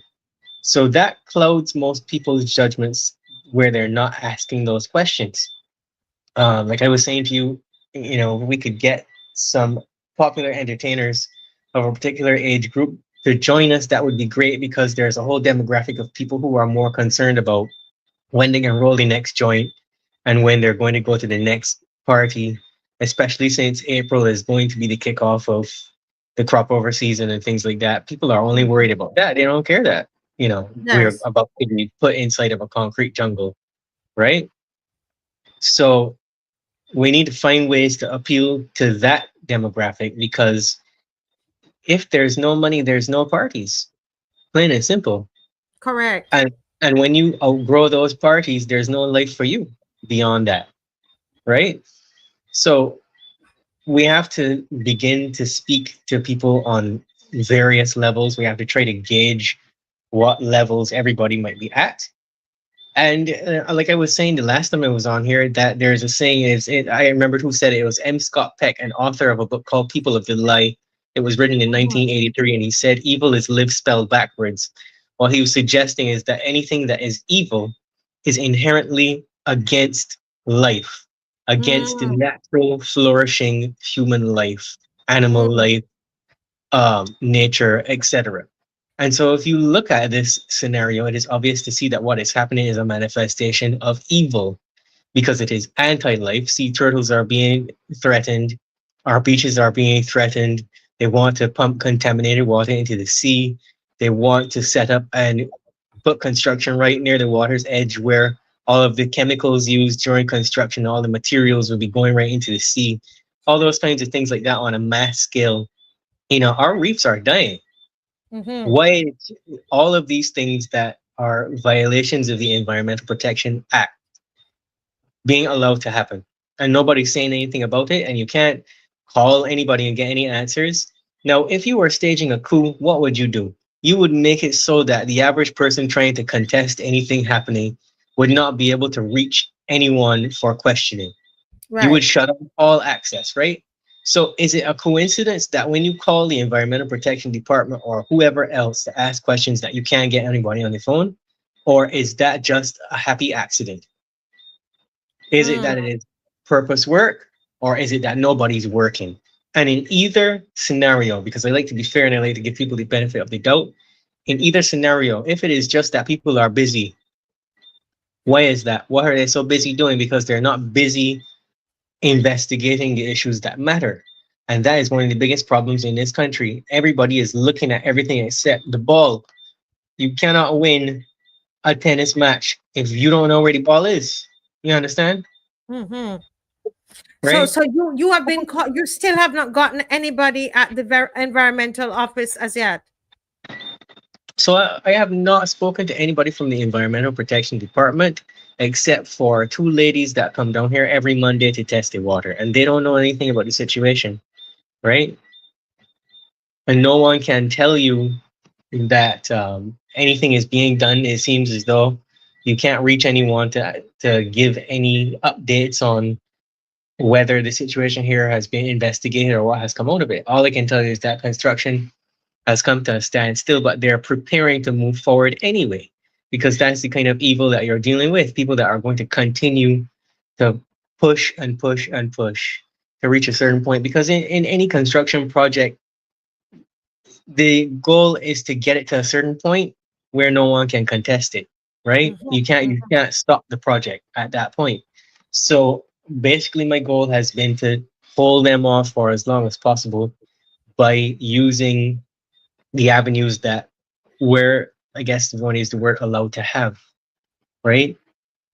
And what I can say is that so far it is working, but time is running out, because when you're dealing with that much money, whoever is developing any construction project, they're going to have to answer to people above them as to why it's moving forward, and so they're going to continue to push. So whether it is Brighton or Gemmett's Lane or Gibbs or anywhere like that, you have to realize that there's no coincidence that these people seem to have like Superman, even evil villain names like Lex Luthor. If you say the names of the developers in question, it sounds like somebody straight from a comic book. So we are the only ones that are going to save us from this tyranny, because the ones that say that they're here for us only say that when they are trying to abuse their authority. when they're Yes. making decisions without consulting us. And like I said to you in the last time I was here, if you were to put particular people's behaviors on a hair test, which is a test for psychopathy, or on a narcissistic personality inventory, which is a test for narcissism, you would see that the majority of those boxes are checked off. We're not being honored. We're being treated as objects to be used. And that is the biggest challenge in this whole thing. That's what people need to wake up and realize. It is not about political affiliation. It's not about blue or red. It is about us being mistreated, and things that have more value than money could ever put on them are being given away or sold to the highest bidder. And once it is gone, we cannot get it back, because you cannot just go and level those high rises and think that nature is going to go back to the way that it was. Correct. Now, I love what you said, that it is not about the blue or the yellow or the red or what. It's not about colors. It's about how we're being treated, regardless of the color, that we represent. And that for me is a major thing that gets me so deeply annoyed, I must say. It's the just the treatment, where people have issues, but then with something you're doing, you have not yet even come and, as the leader of the country, had a proper sit down with the people, talk with them, hold their hands through it. But you've planned a ceremony to start building. You've planned, you're gonna, what they call it, ceremony, your what's that ceremony that you're turning up the soil? I forgot the name that they use, but they're starting that. Yeah. No regard for the way people feel about anything, or think about it. The point, I mean, they would have done this 4 years ago. We only learned last week. So that they have to be, that it's just not, no regard. It's a disregard for Barbadians, and that for me, it's very annoying. So I totally get Yeah. what you're saying. Yeah, and to add to that, the entire strategy for the past few years, it seems, is that when anything goes wrong, then the people get blamed for it. And I think that that might sound unfair in practice, but I think that the people need to wake up and realize, okay, yeah, we're getting blamed because we're not doing anything, right? When something goes wrong, it's because we're not exercising our freedom of speech. So because we don't exercise our freedom of speech and act accordingly, it's being taken away. And Yeah. everybody in Barbados that is listening to this should have done history at least up to the third form, and would have been educated on 1661, the Barbados Slave Code, right? We are moving away from democracy and back into the model of the Barbados Slave Code, which went on to become the model for how slavery was conducted anywhere that was colonialized. So I thought we were supposed to be free, right? If we let Well, it slip from you went so fast over that. Go back to 1661. We just have another couple minutes. Well, go back to 1661. Yeah, so 16, I think I have it somewhere so that I don't mess it up. I have a lot but of you're stuff. right. It is 1661, but I want you to say it. Right. So I said that we are letting democracy slip from our fingers, and we're moving right back into 1661, which is the year that the Barbados Slave Code was implemented by the English colonial government, right?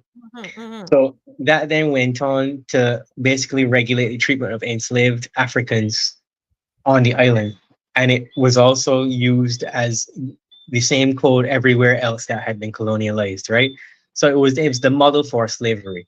And as people would know, there was only certain things that were allowed to occur during that time. And that's how we're being treated again. We are very slowly tiptoeing towards that reality again. And to reiterate this point, we have the choice. We have free will. But if we don't say anything, then we violate the most fundamental right that we have, which is to use our free will, the ability to say no. Remember, it's only a few of them, and there's a lot of us. Yes, yes, powerful. And your final, give me some final words to encourage your people to come out, Jan. I would say come out. The more people that we have there, the more fun it will be, obviously. Everybody's voice is important. And again, it is not about blue or red. It is not about who is who. It is about what is happening. And this is our chance to take back what belongs to us. Because if we show them that we are serious, then they don't have any choice but to step back and say, okay, we need to listen to these people. Yes, yes. Well, Jan, I'm looking forward to seeing you there on Saturday at 10 o'clock. Everybody, let me see the thumbs up, guys, of those who are coming out. Come on. Those who are coming out, make sure you've got your walking shoes, right? You're going to wear your walking shoes. You're coming out on Saturday. Okay, if you're coming out on Saturday, let me see the thumbs up. We also have are going to meet at Mr. Franklin's Unity Workers Union right there in Belleville.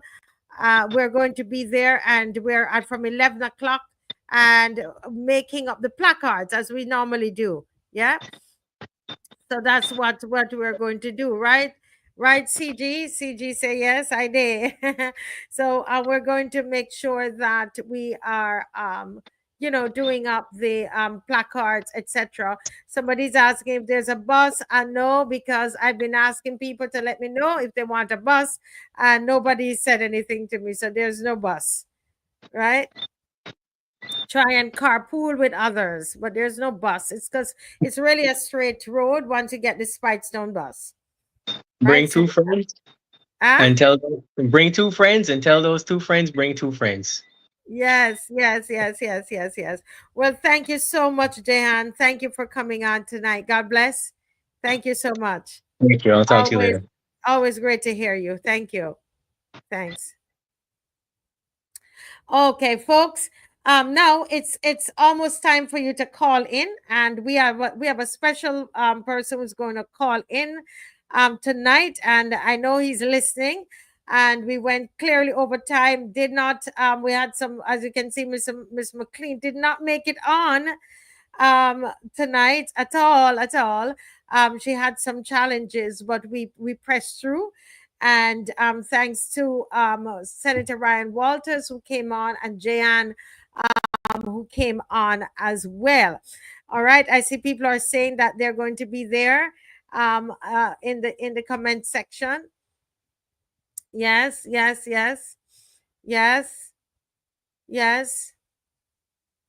So if you go to the Marcia Week Show on Facebook, look for the Marcia Week Show on Facebook or on Instagram, and you will find the poster. You will find an ad is there as well that you can use to share.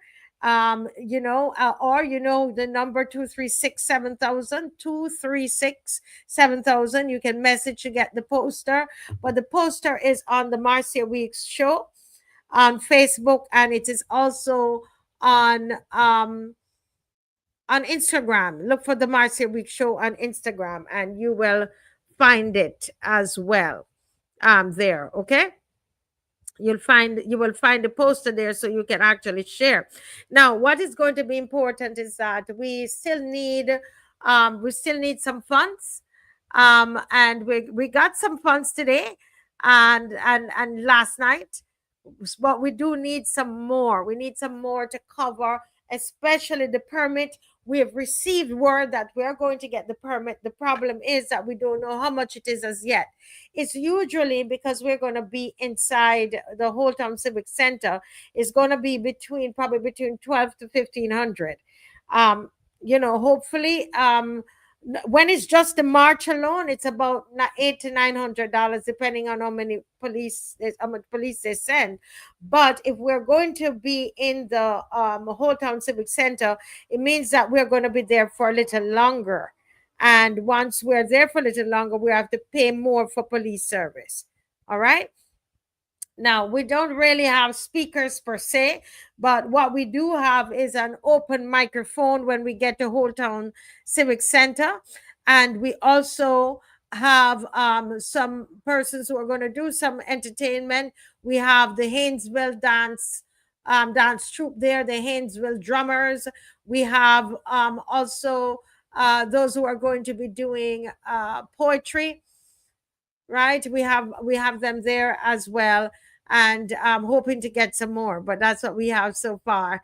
And yeah, but lots of, it's gonna, we're gonna have fun, and we're gonna be very serious about it as well. All right.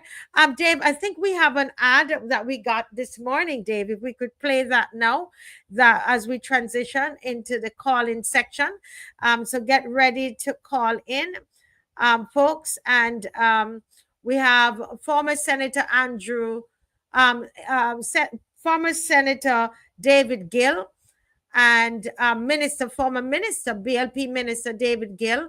He's going to call in tonight and just talk with us for a little longer than normal. We've arranged that. And so I am saying it aloud because I know he can hear me. And because I don't have my regulars on here, I can't even get off and give you a call directly. So I'm going to ask you to call in.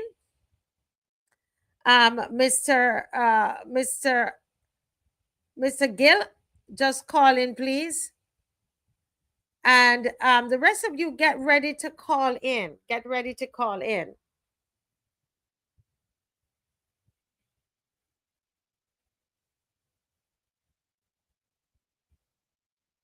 Right. So, Dave, if we have that video, and we can get it up. Now, when it comes on to water, yes, there are banking instructions on how to transfer the funds. 236 7000. 236 7000. 1246. Of course, those of you who are overseas, you can put that number before it. Put the code before it, and that's how we're going to be able to send you all the information. You can donate via PayPal, or you can transfer to an account. You can also donate via cash. Bring the cash with you. Yes, thank you so much. Any other questions that we have there?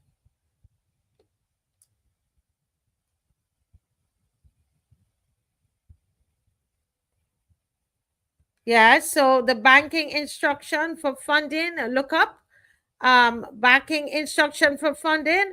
It's you call this number, because we don't call the number, and we're going to give you all. It's right there in one document. We'll send it to you. Okay, just send a WhatsApp. You don't have to call the number, actually. Just send a WhatsApp message, say I would like to donate to the march. And once you do that, then we are going to send you all the information on how you can do that.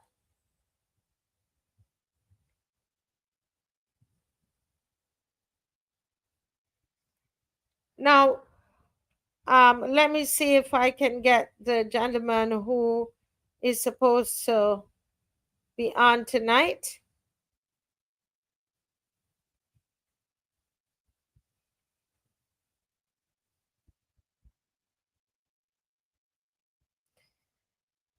Let's see if we're going to get him there. Okay, any more questions in the meantime?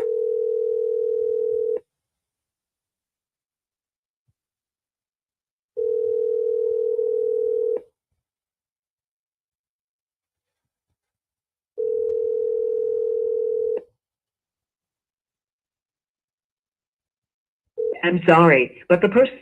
Okay, so we're not getting through there. So if you're listening, Mr. Gill, we are open. So guys, the phone lines are open for you to call in. I know I advertised Miss McLean tonight. She was supposed to be with me from 7:30, and she is not here. And that's because she's having some challenges with her technical she's having technical issues, so she's not on tonight. I don't know if Dave has found the no. Okay, not as yet. Okay, let me just see. All right. Any questions that you have, guys? The number is there for you to call in.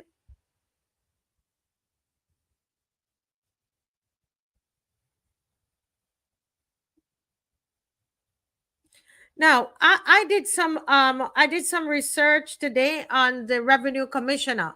Anybody out there heard about the revenue commissioner who everybody was saying that this person had resigned or fired or something? Anybody out there learned about that?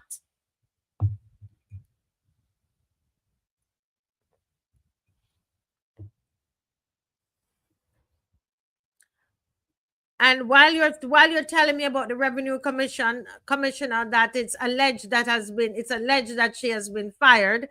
The point is that that it's a fact that she's no longer going to be at BRA. That's a fact. But let me, Ann Welch says, if this was an African ban, what was a North American ban, would the outcry be the same? I think so, because it's the principle of it is that the bank is not paying for the location. The bank is not paying for the location. There is an outcry about this development, this overdevelopment that is happening, and today majority of those that are bought land, bought up the land and the beachfront properties or the beachfront land, the coastal lands are all they're white. So that's really that. Yeah, and I'm not sure. Yeah, that doesn't really stand much. All of them are white. The one in HOLETOWN is Canadian. The one in Joe's River is Australian. They're all white, and people are still having a problem with it. I think we're missing something here, and it always happens. Always happens where we're not hearing each other. We're not hearing each other. This is not about race. This is not about white and black. That's what the government would like it to become. It's not about white and black. It's about heritage.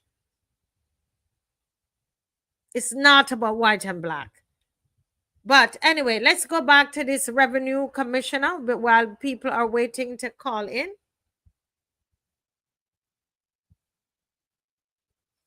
Ms. McLean says she can sign in for a little bit, and what she won't be long.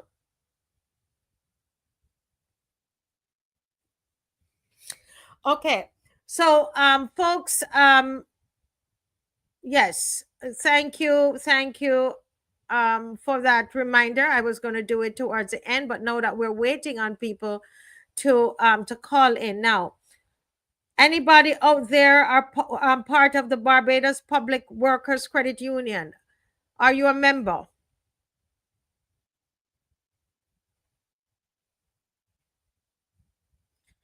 Are you a member of the Barbados Public Workers Credit Union?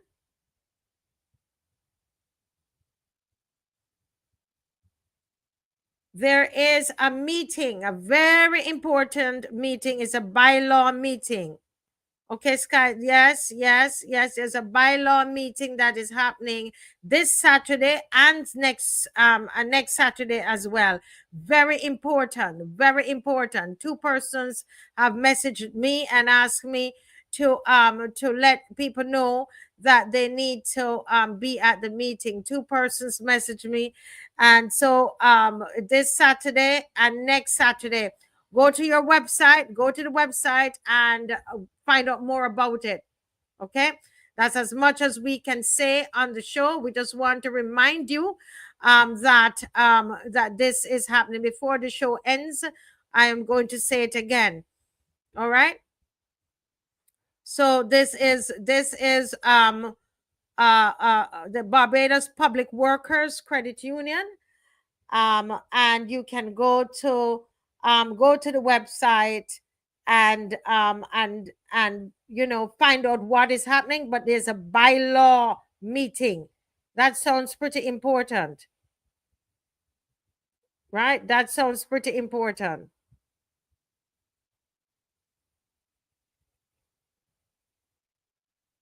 Yeah.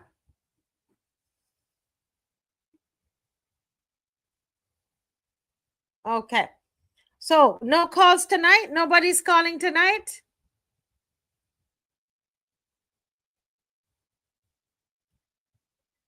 Hi, good night. Hey, good night, Marcia, and to the members of the loyal opposition. Yes, welcome to the Marcia Week Show. Thank you very much. I want to especially thank this show and you, Marcia and Dave, for the tremendous work you have been doing in support of the causes and the concerns of Barbadians. Thank you. When it was growing up, you're welcome. Now, when it was growing up, there was a song that we used to sing at church called, it goes, "It only takes a spark to get a fire going." Yes. And I'm saying to you, Marcia, this show is that spark, and it is getting the fire going. And I'm very happy to see that for once, Barbadians are beginning to recognize that this country belongs to us. And as such, we have to take care of it, because we have to preserve it for our children and our children. And we cannot let anybody, regardless of their status in society or their country of origin, take advantage of what we have here. We have sacrificed too much over time to allow ourselves now at this critical stage in our development to succumb to the whims and fancy of those who operate strictly on greed. Yes. And that is what I'm seeing right now in this society of ours, especially under this administration, is a question of greed, and we cannot allow that to succeed. I give full support to the leader of the opposition, Mr. Ralph Thorne, for the exciting and the educational response that he gave to the budget. I also want to say to Rand, you were a dream. You did extremely well on the show tonight, and I want to thank you for the contribution you've been making. Similarly, I want to thank Mr. Senator Andre Worrell, who, in spite of a barrage of so-called points of order and long speeches in the middle of his contribution and distraction and heckling, stood firm in the interest of all Barbadians. This show, Marcia, is a dream come true.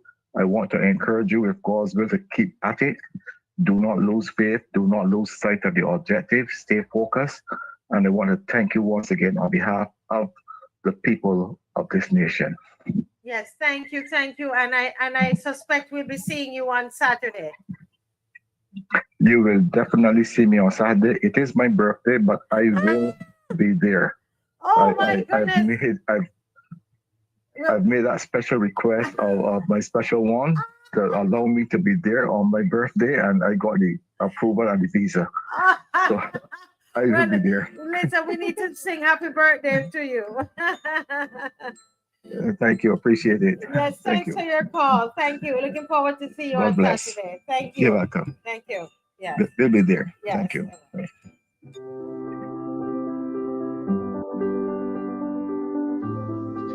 Join the march for our lands. If your heritage is being sold, you're not just a bystander. You're a protector.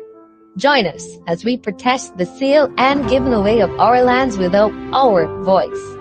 On March 22nd, 2025 at 10 a.m., we will march from Folkestone Beach to HOLETOWN, St. James, and demand honesty, transparency, and justice.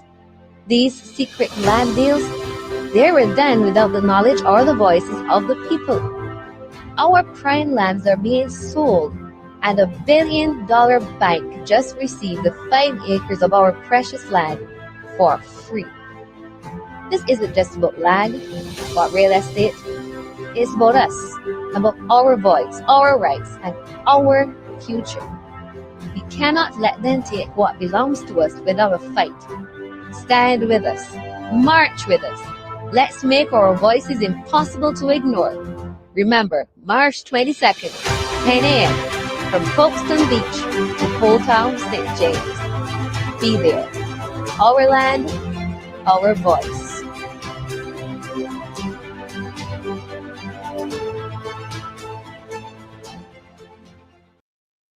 Wow. Awesome. Awesome. Awesome. We have a caller. Yes. Good night, caller. Good night. Yes, sir. Welcome to the Marcia Week Show. I know. I am calling about the budget. Yes. I listened to the most part, and I didn't hear nothing mentioned about a raise for the pensioners for the cope with this high cost of living, light, phone, and water, and the supermarket. Not a cent increase for the pensioners. Get all about the old people. Yes. And the next thing with the bank, that is going to be on Chapman's Lane. Yes, sir. That is a case of when you play the piper tune and the piper come calling, you got the answer. Yes. So that is a case there with that bank. The pipers came a calling, so you have no choice. And that is enough for the voice. Yes. Yeah, I agree. They've come calling. Yeah. And yes, but how do you feel as a Barbadian to know that this has been turned over to foreigners free of cost, and there is no and they're even going to get not paying any taxes. They're not paying any taxes. I know, but the gentleman that was just on in front of me, he is saying that we have to preserve Barbados for our children. Yes. Right. But is there anything to preserve for our children? They are going to get nothing. Everything given away. Nothing is left for them. Yeah. Are you going to come out on Saturday to the march? No, I can't move. Okay. I will message you and tell you the reason why. Yes, yeah. Well, we will march for you. You heard that? This caller would love to come, but he can't move. So we can move. Dave and I, we always say, thank God. When we go walking, we say, thank God we can move. Thank God we can walk, right? So appreciate it very much. Yes, we are gonna walk. We are gonna walk for you. Okay, we're gonna march for you. Okay. Okay. Yes. Caller, thank you so much. You're welcome. Yes. Wow. Did you hear that, guys? Did you all hear that? The phone lines are open, and you are free to call in. Remember, we are looking for donations as well for the event. So to pay the police services, we haven't been told how much it is yet, but we are estimating. The important thing is that we were told via telephone that the permit, that everything is approved. All right. So that is the blessed thing that has occurred there, that everything is approved. We know that. All right. I see Miss McLean is here, but she seemed to still be having some problems. Her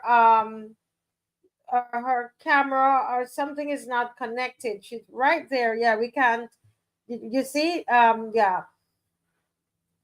But come on, folks. Join the march for our lands. If your heritage is being sold, you're not just a bystander. You're a protector. Join us as we protest the sale and giving away of our lands without our voice.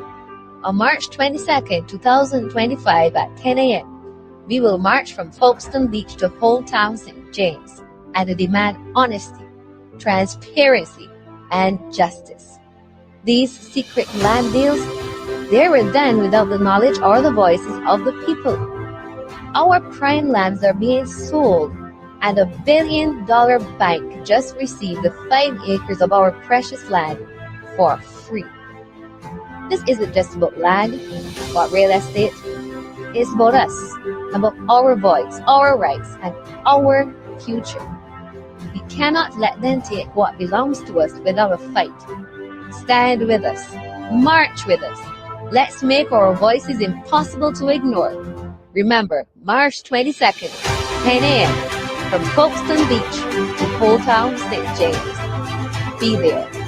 Our land, our voice.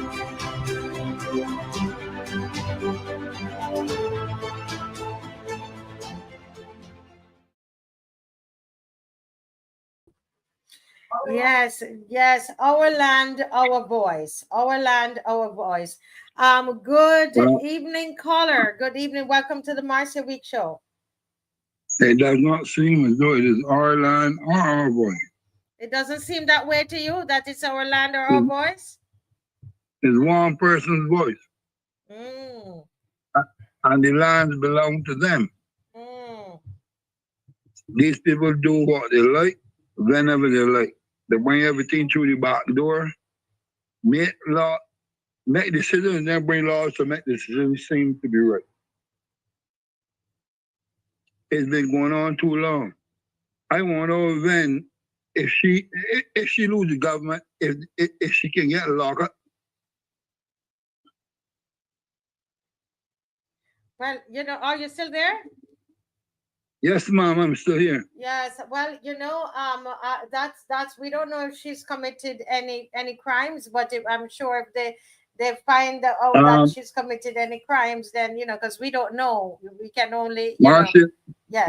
Marcia, what she doing? Well, you can take 5 acres of our land and give it away to a bank that have don't have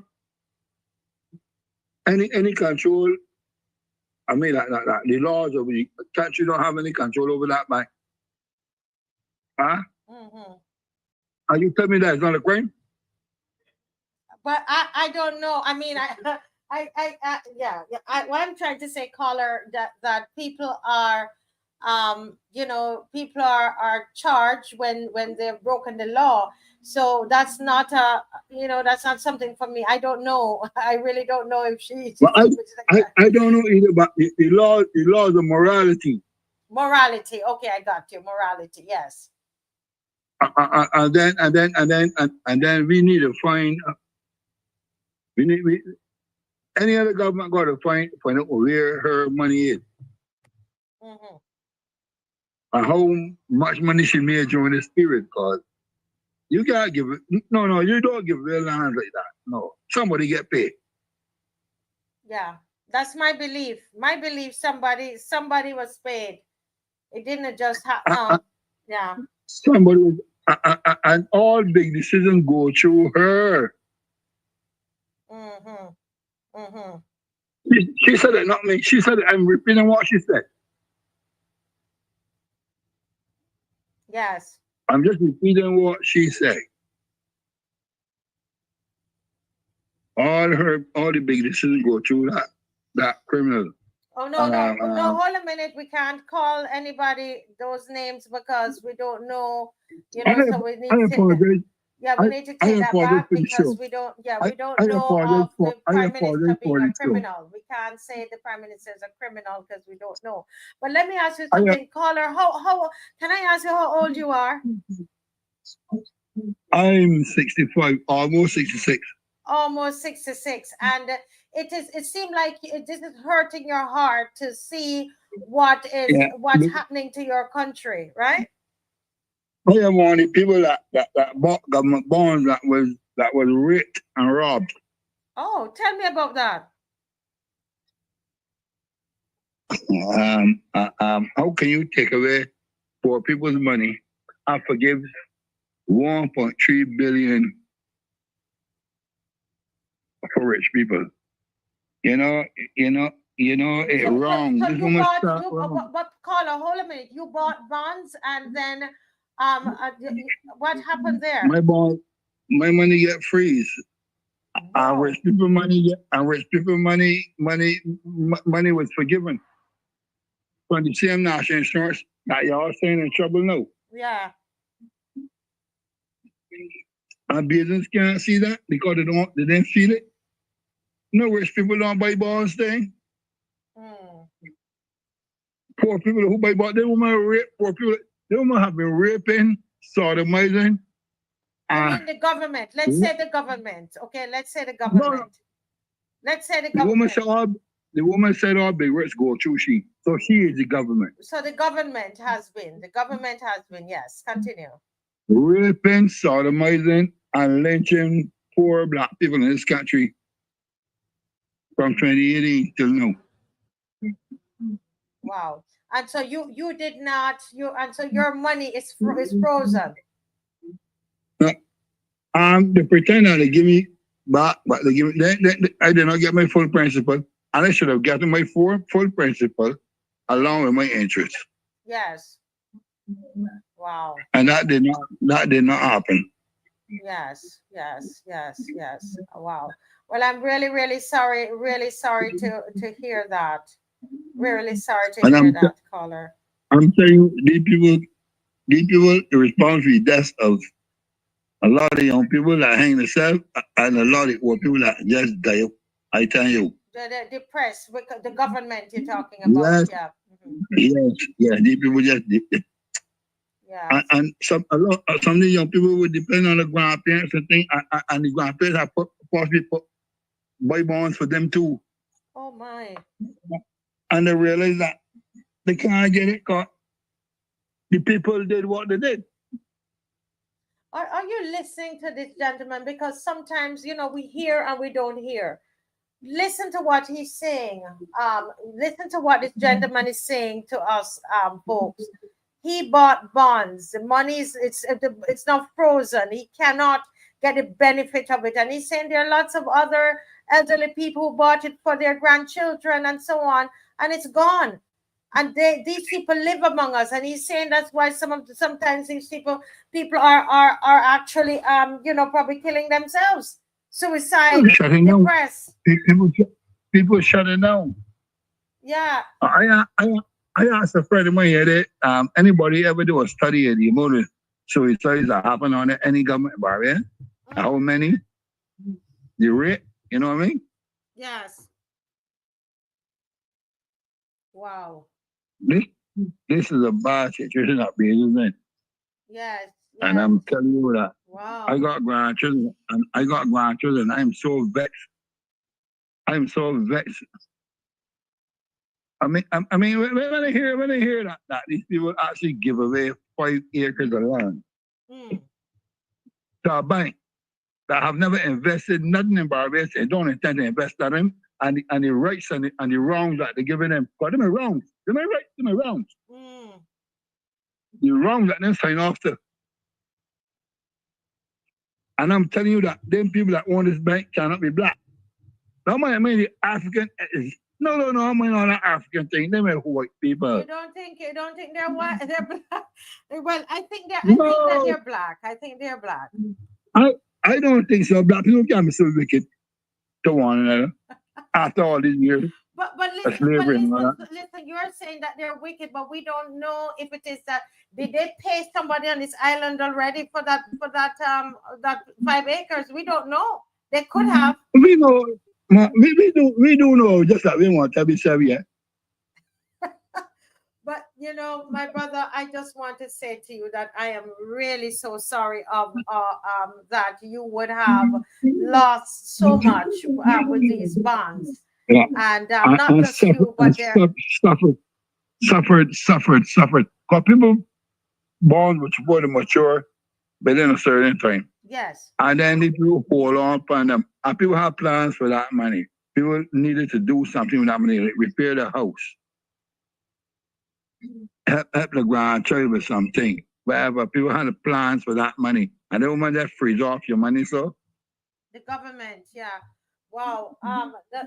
Somebody here is saying that that they heard that some of their friends sold their government bonds and cashed their clicker bonds before they froze the market and restructured the bonds. Wow. So there's some people who were able to get out early. And they had the audacity to come back and offer people bonds again. After you did all of that, you come and offer people bonds again. And then you decide that you're gonna appropriate people's lands and pay them in bonds. What kind of criminality is that? Yeah. What is wrong with Bajans? And you want to tell me that Bajans got pride? No, Marcy, yeah, they don't. No, man, they do. They do. No, they don't. No, they don't. I'm not a pro Bajan. And they keep voting back. Why you're not a pro Bajan? Because Bajans, they ain't got no conscience, they ain't got no sense. They're voting for the devil all the time. I don't think they're gonna live in hell. So you went and you bought these bonds. Did you vote for this party that's in power? How could I? How can I don't vote? I would have worked for. I live in St. Lucie, and I would have voted for Verla. But I feel the thing on government. I know that makes sense. I live in home. Ah. You understand? So you are one of those that didn't bother to leave home. You didn't vote. No, I didn't vote. I didn't vote. I would vote for Verla. Okay, but because the other person is not a real person. I can't even say he. But anyhow, I will not this thing. Yeah, don't get into all of that. But you know, the reason I ask you because I mean, when you heard about the bonds, you believed that it was something that you could invest in, that you could have bought these bonds and it turn around, and you actually believed. Let me tell you how this thing works for me. I was paid out from work. Uh-huh. And we had you know the thing at work and things so. Yeah. So they tell me that if I cash in now, I can pay 25%. Uh-huh. So but if I buy bonds, I will get all this thing. But even so that you have this is money that you already paid taxes on. Yes. And when you buy bonds now, and you get a little interest now, they still taxing you again because you already paid, so you're being taxed twice on the same money that you been taxed on before. Yes. That's how wrong this thing is. You understand? They got something called a withholding tax. I didn't even know. But the actuary didn't explain all that to me. I find out that after, because the actuary did not explain all this to me.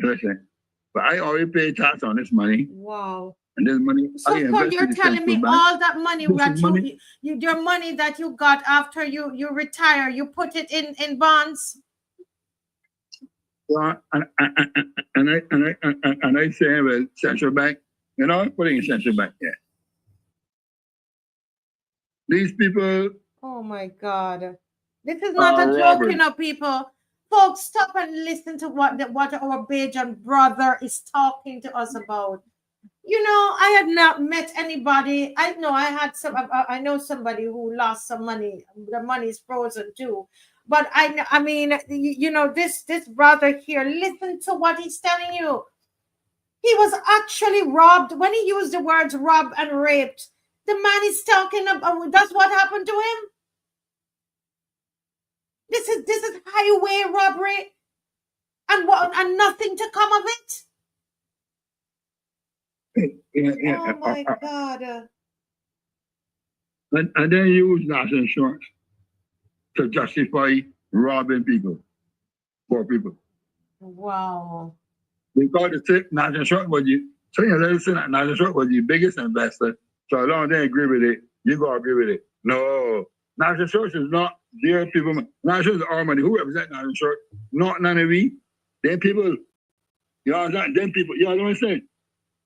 It was illegal. It was illegal seizure. What these people did to us is what the people in Palestine doing to them people up in there. Yes. So what recourse do you have? How can you get back your money? That all depends on MAM. Okay, all right. We just leave it at that. When MAM make a decision is final. Because MAM is clean or yes. Okay, so let's say you're waiting on the government so this man has lost a lot of money through bonds, folks. This is a real life situation. And you know, this is real life. As somebody says, the mental health of a lot of people in this country, they're only holding on to prayer and to God, right, sir? Yeah, we were destroyed, man. We were actually destroyed. Then for my cousin has come around and helped me something, we let the ground there and I can grow there's something to about this from me. Yes. I think now I be going mad. I'm going to buy a gun from a young boy and do food stuff. Yeah, but I know you're not going to do that. You're not going to do that. I love my children, my grandchildren. Well, you know, I hope you can make it out on Saturday. I don't I don't have the best foot. And yes. if my cousin can help me out, depends on how she already thing. But she's only get a little small days off and thing, and she dropped me around something.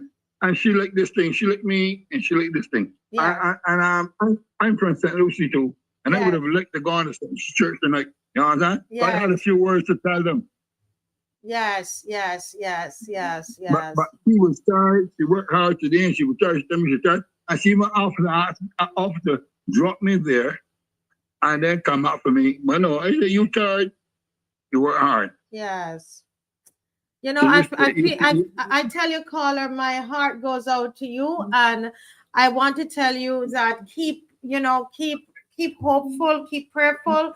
And this is to all of those you out there that you're suffering in silence as well. And this man was you tonight, caller. You were very transparent, very open to tell us what you are going through. And a lot of people online are just saying, you know, that they're really very sorry to hear because you believe the government, you believe that the money is secure with them. And then they come back and want to do it again. I don't know. But what I want you to know is this, right, is that we bought the bonds under the other government. So punishing we was not a thing for them. You know? They didn't even care, you know? Okay. These people does not even care. People don't care about poor people. If you check, you will see that only poor people really buy bonds. You know? Yes. Rich people don't buy bonds, they invest the money elsewhere, you know what I mean? But we had the confidence in government. Yes. And government change, and whoever take over, and whatever they do. I don't want to say criminals take over, but you know. Yeah, some people. So the government is behaving like a criminal. We can say like the government, but not name any names. Okay? Yeah. No, I don't want to see that thing. Yeah. Well, caller, thank you for calling and bearing your soul with us. And I really do pray that you will stay strong. Thank God you have somebody who comes over to help you with your ground so you can sell something. You know, you can sell provisions. Give me a call, but we might be able to advertise what you're selling so that some of the loyal opposition can, in the St. Lucie area, St. Peter, St. Lucie, might be able to buy stuff from you. So you know the number here, you have it there. Let me know what's in your business and what you sell, okay? Yeah, Marsha, but let me ask you one question. Yes, sir. Right, let me make one statement here. That I think actually it should make a lot of sense to you and to all of our viewers and the dash. Yes, sir. We've been suffering on here with brown water, dirty water, whatever kind of water you want to call it, for over 10 years. Yes, sir. And these people come and offer you, put all money for your water bill when you even getting water that you can use. You have to be buying water to use. And then they come and offer you in St. Lucie. I saw they couldn't get the church this evening. They come and offer you. They're not offer you. Saying that they're giving you. That's what they're saying, that they're giving you $32 off. That minimum. Huh? So what about all this time that we've been buying water for these last 10 years and all that? You don't think that should be retroactive? Yeah. Oh, right. They're starting now. So all of that money that you have used, that's the thing about it. And then I mean, oh Lordy, I see what you're saying. But this government can give away 5. Look, start me now. Believe me. Yeah, 5 acres. You can give away to somebody that we don't know about. That you haven't come and explain to the people yet who these people is. Solely a faith. Yeah, and associate this thing with somebody. Show me a human being, man. I like you did it. This article intelligent there. Well, as Kami saying, you said you didn't bother to vote last time. Where, you know that's the thing. You're gonna have to vote this time. Of course. And I run up. I try to run up all of my friends and my family. But I've been working for the last 3 years hard on the ground. All politics local, and they don't realize that. Yes. But you can't convince everybody. Yeah, Some people like, I need to get rid of the person. Like after the man or woman, the person that runs for St. Lucia, you need to get rid of him. In order to get rid of that person, in order to get rid of mom, I'm gonna get rid of that person. I see. Okay. Well, make sure you go out and vote. Okay. All right. Well, thank you so much, sir. And remember to message me. And I promise you, I will put the information up for those who want to buy some vegetables from you. Okay, sir. Very sorry to hear. I will connect with you otherwise, man. No worries, sir. Yes. Okay. And I'm glad to hear you're going to vote. All right. Thank you, sir. God bless you. All right. Love you, Jamaican bitch. Jamaican bitch. I love it. I definitely coming to get some vegetables from you one of these days. All right, then. God bless you. All right.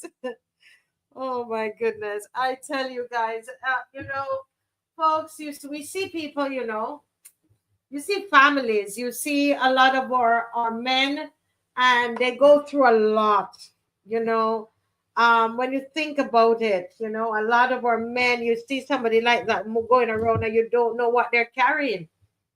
Can you imagine you finish working and you retired, you get all of that money after you've worked how many years? At that time, I think it was 65 years. And you work and then you take your money and you buy bonds with it. And then now to hear that everything is frozen and you can't get your money, that he's putting it for his grandchildren. Oh boy, we haven't stopped to think about this hard enough, and that's the thing with us as Barbadian people. If it doesn't affect us, if it doesn't affect us, we don't really do anything about it. We don't even try to stop sometimes to imagine what that other person is feeling. A lot of times that's what happens. It doesn't affect me, it doesn't affect my family, so I don't care about it. But can you imagine how many persons like him that's walking up and down the streets of Barbados, living among us, our neighbors, our friends, that have gone through such a financial loss? Wow.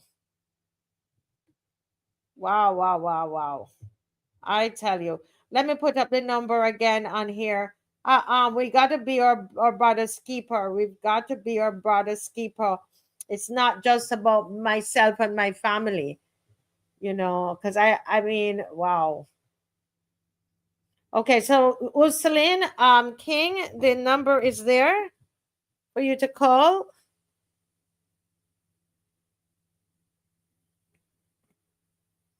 Yes, it is. Okay, Miss McLean is there. Good night, Miss McLean. Hello. Wait, let me see. Oh, I can actually hear you. I'm so glad you can come in. Finally. So you can't see me? I can see you. I'm on my cell phone. I don't know what's happening there, but I'm on my cell phone. But you're on your cell phone. I am sure. Good night, ma'am. But I'm sure you heard that caller. Did you hear him? Yes. Oh my God. It's kind of heartbreaking to listen to these. I know what he's talking about investment in government paper, because I would have been one. And when you had to go and register and whatever, it's pensioners for the most part who took their pension, their gratuities and so on, and put that into government paper, and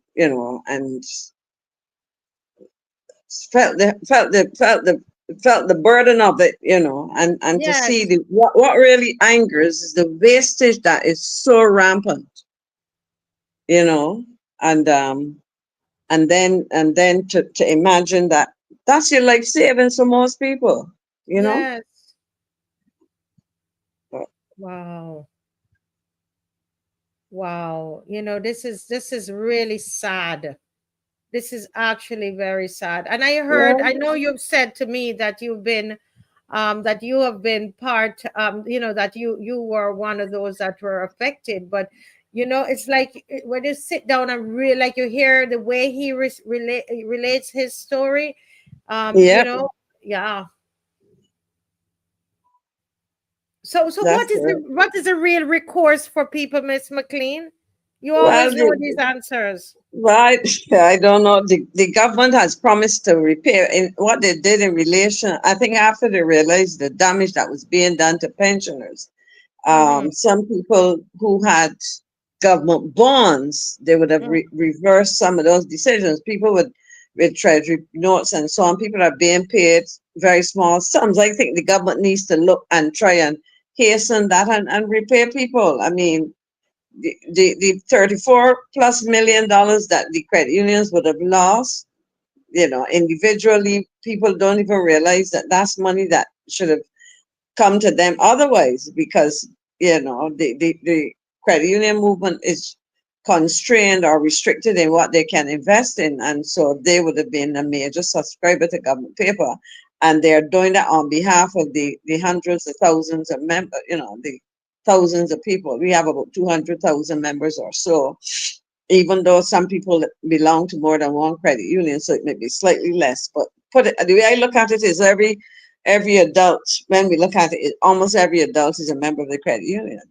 Yeah. So it is all of this done. I call it in vain, because on the other side of the coin, you have tremendous wastage. And Yes. where there's no wastage, you have these extravagancies, you know, taking place. And then Yes. when you try to question them, people, rather than deal with the issue frontally and talk to Barbadians, you're being maligned. I listened to the Senate debate today, and Mm-hmm. I really wonder, because there are rules which say that you get up on a point of order or point of elucidation or whatever. You're not supposed to make speeches because somebody else is speaking. And Mm-hmm. I would ask the president to tell or the clerk of parliament to tell Barbadians, because I listened and I was trying to understand when the president sought to signal to Senator Worrell to wrap up.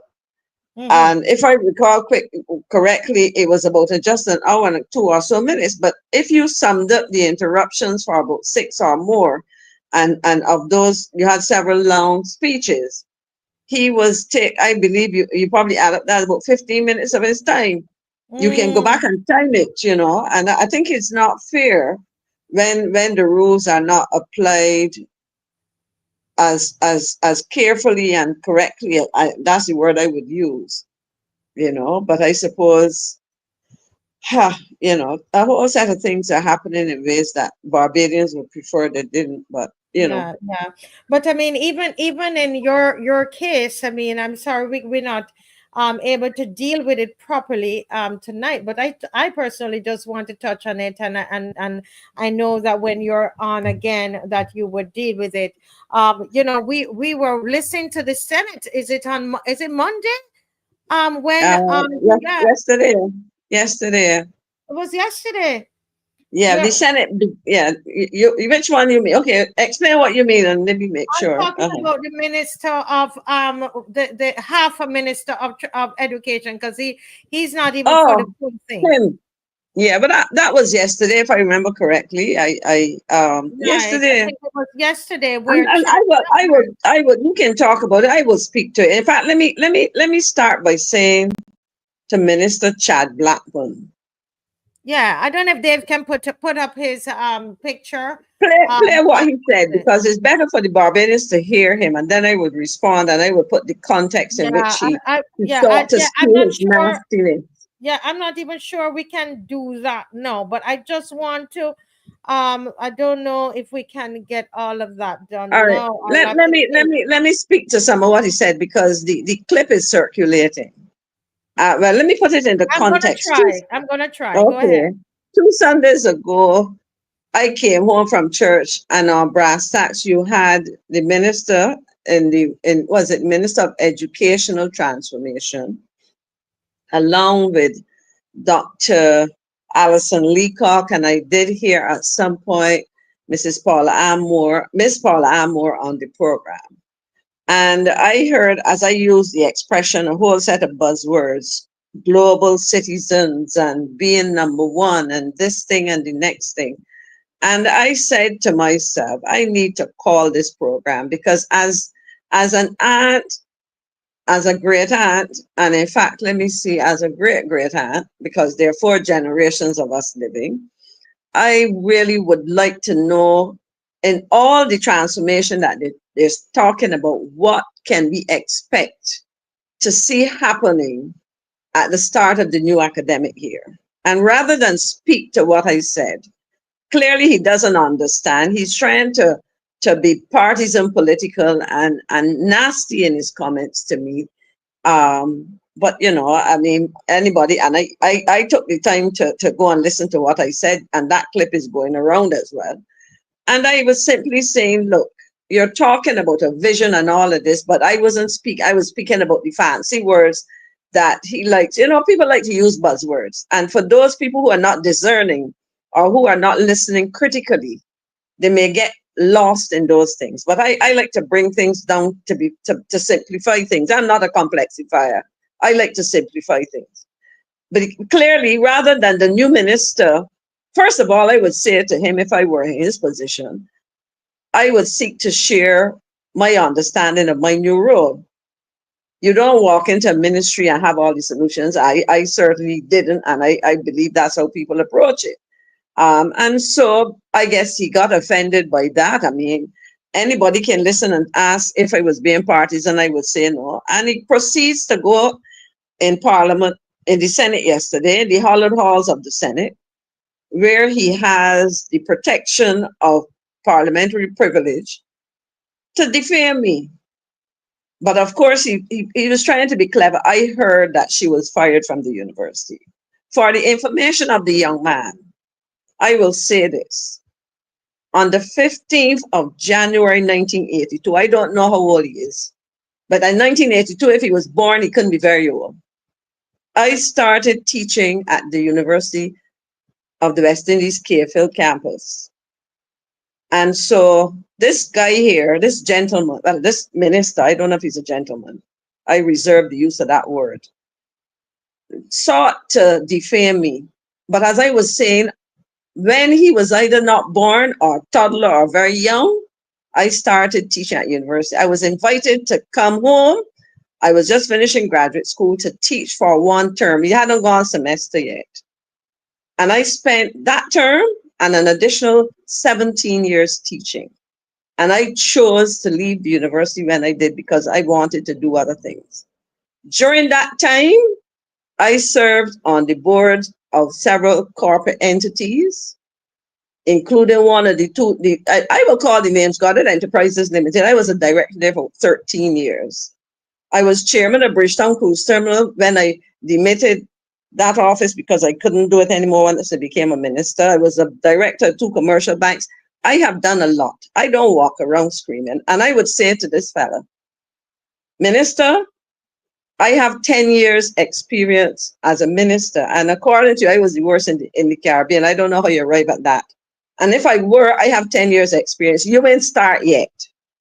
And I would suggest to you that before you get all arrogant and haughty and determined to disparage people's character, spend a little time thinking about how you will go and unravel the mess that is the education system or the work of the ministry, not the system, because the teachers and so on trying to keep it afloat and doing what it's supposed to do. But before you start attacking, go and prove your worth.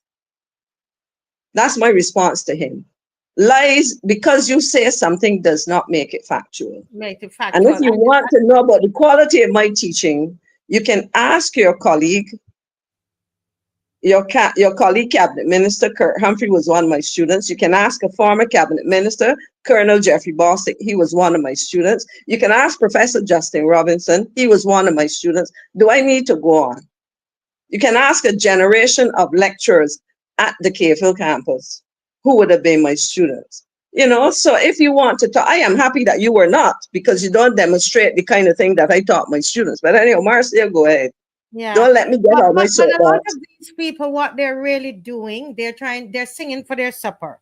There's a lot of jostling within the party, and they're trying to to get that favorite position, and they they want to write good books, and so that's what they're doing. I mean, when I thought about this young man, Mr. Chad Blackman, I no doubt he seemed like he's an intelligent man, and it's so He's not sad. behaving so. Yeah, but it's sad that he would behave in such a way when he's not even running a full ministry. You know, in the past, we would see a minister of education is over the entire ministry of education. They did not think that he was worth giving the entire ministry. They gave him half. He only doing part, and there's somebody doing another part. He's behaving as though I call him up, he's half a minister of education, which they didn't even give him that title, did they? Is that his title?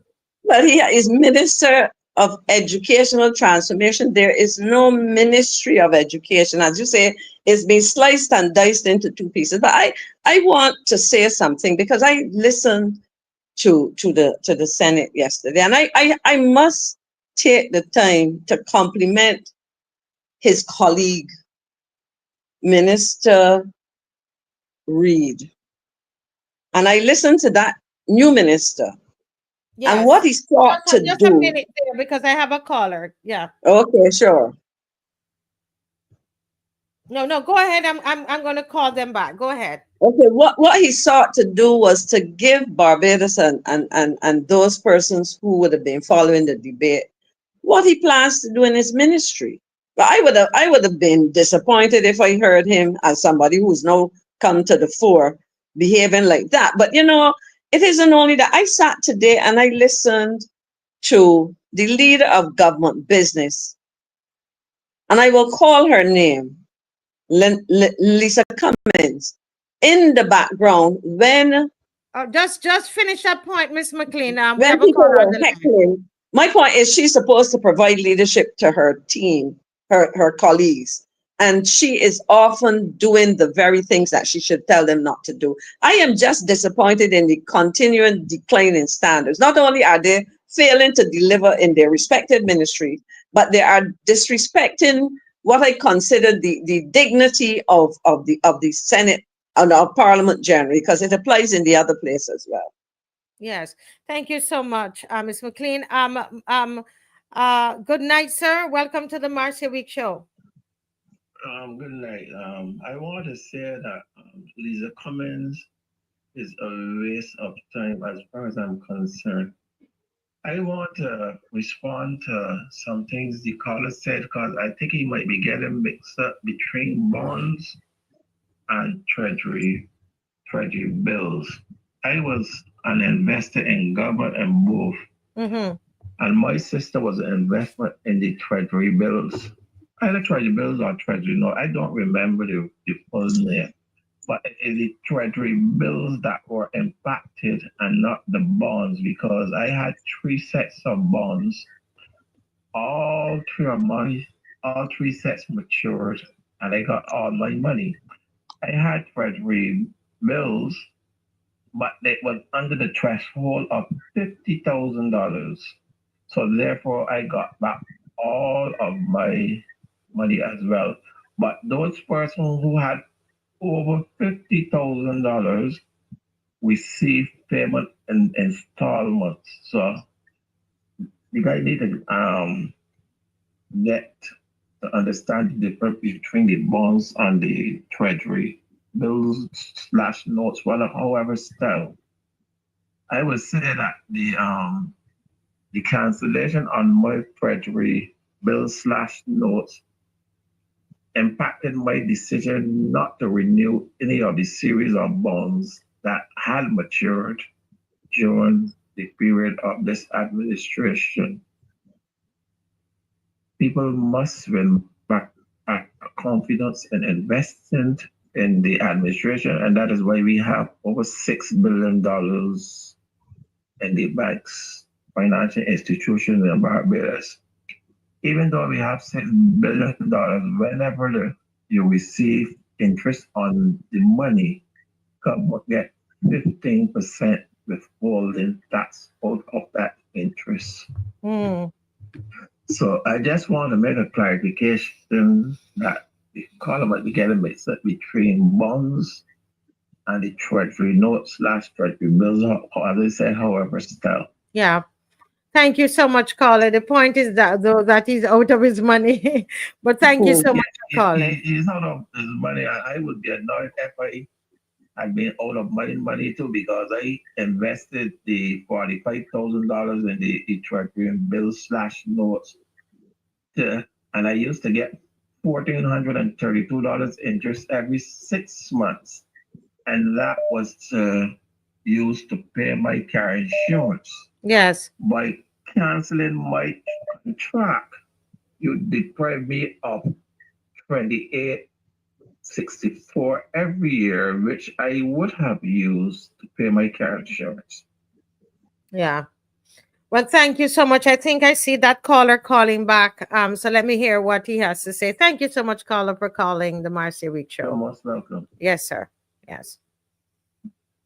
Hi, good night, caller. Yes, ma'am. Yes, right. You would have heard that caller, so you called to clarify. Go right ahead. Good to hear you.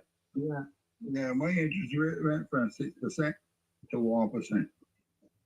Ah, so was it a treasury? You had a treasury bills or bonds? I have bonds. You had bonds. Okay.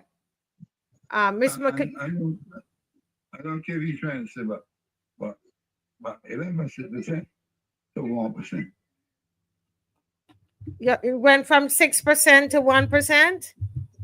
Okay. Yeah, that was interesting. That was interesting. But and then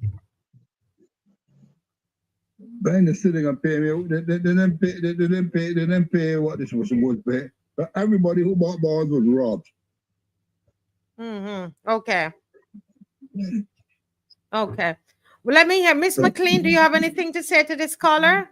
No, I think it's unfortunate. The deed has been done by government. I think the other caller was correct in that some of the bonds they would have taken out of the restructuring as they had initially proposed it, but depending on when your bonds matured and so on, you either got caught in the adjustment and the example as this gentleman who called first is saying.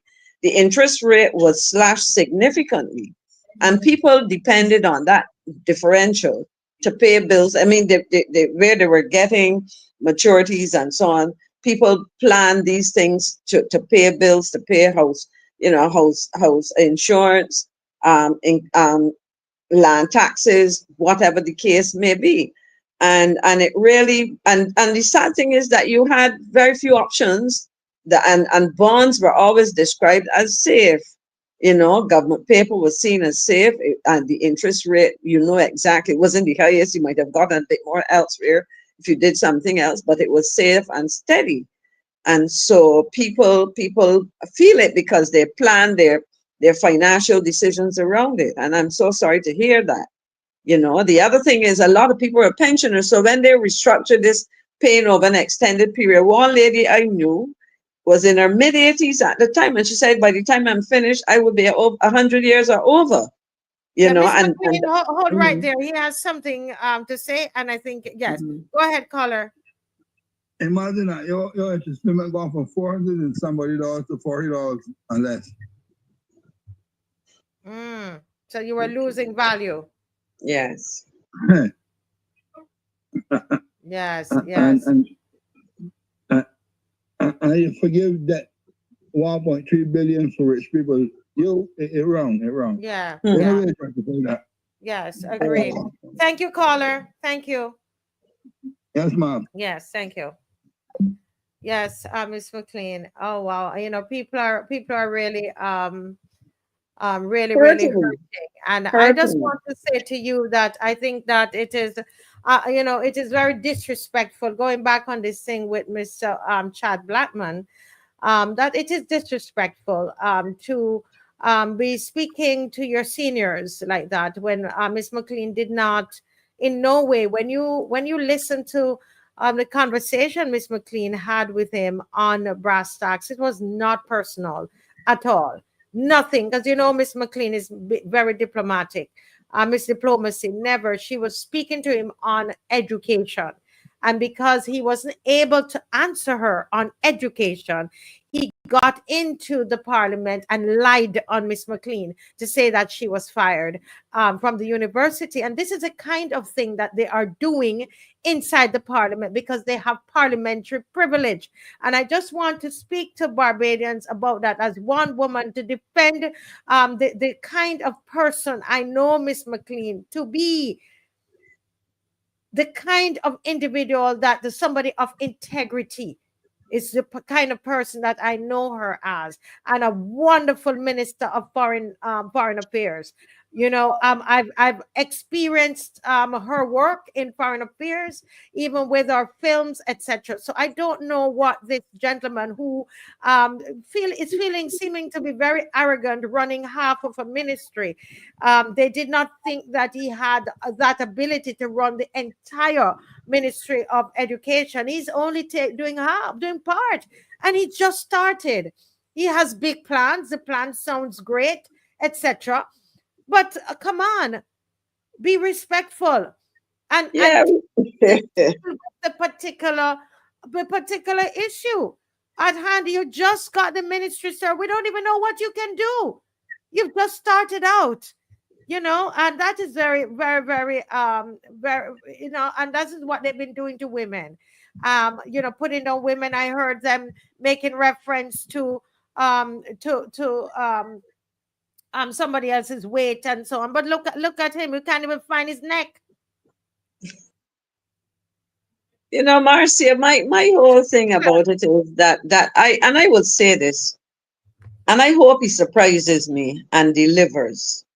Because if we are to go by the performance of all of his colleagues, including the Prime Minister who is leading her large cabinet, they have no examples to show of the introduction of policies and programs that have been efficient, effective, that have delivered according to expectations, that have made a positive impact. Housing, wastage, the same education, a lot of fancy language. I mean, even now, in fact, I would ask Mr. Blackman to come on this or any program and tell us in a couple short, simple sentences, what exactly are you expecting to achieve?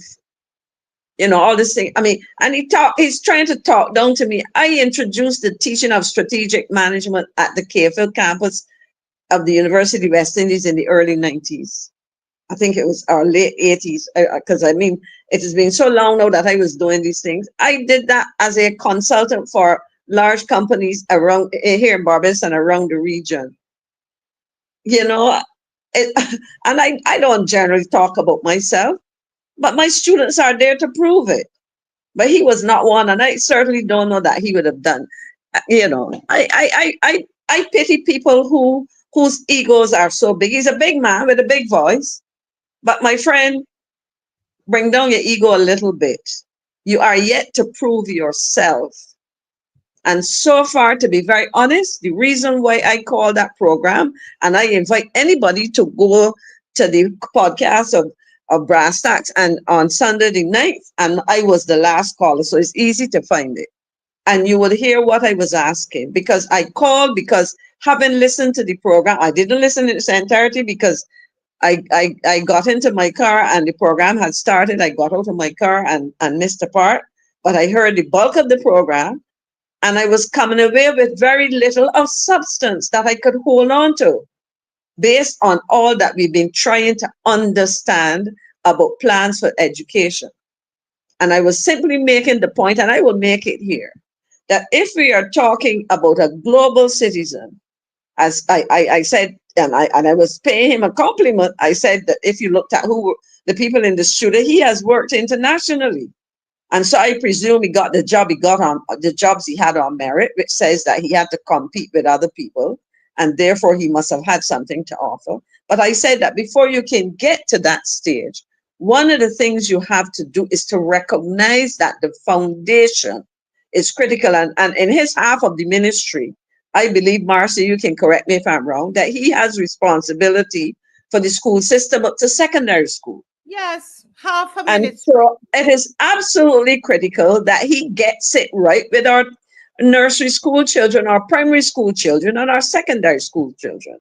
And therefore, talking about critical thinking, that's what I taught people to do.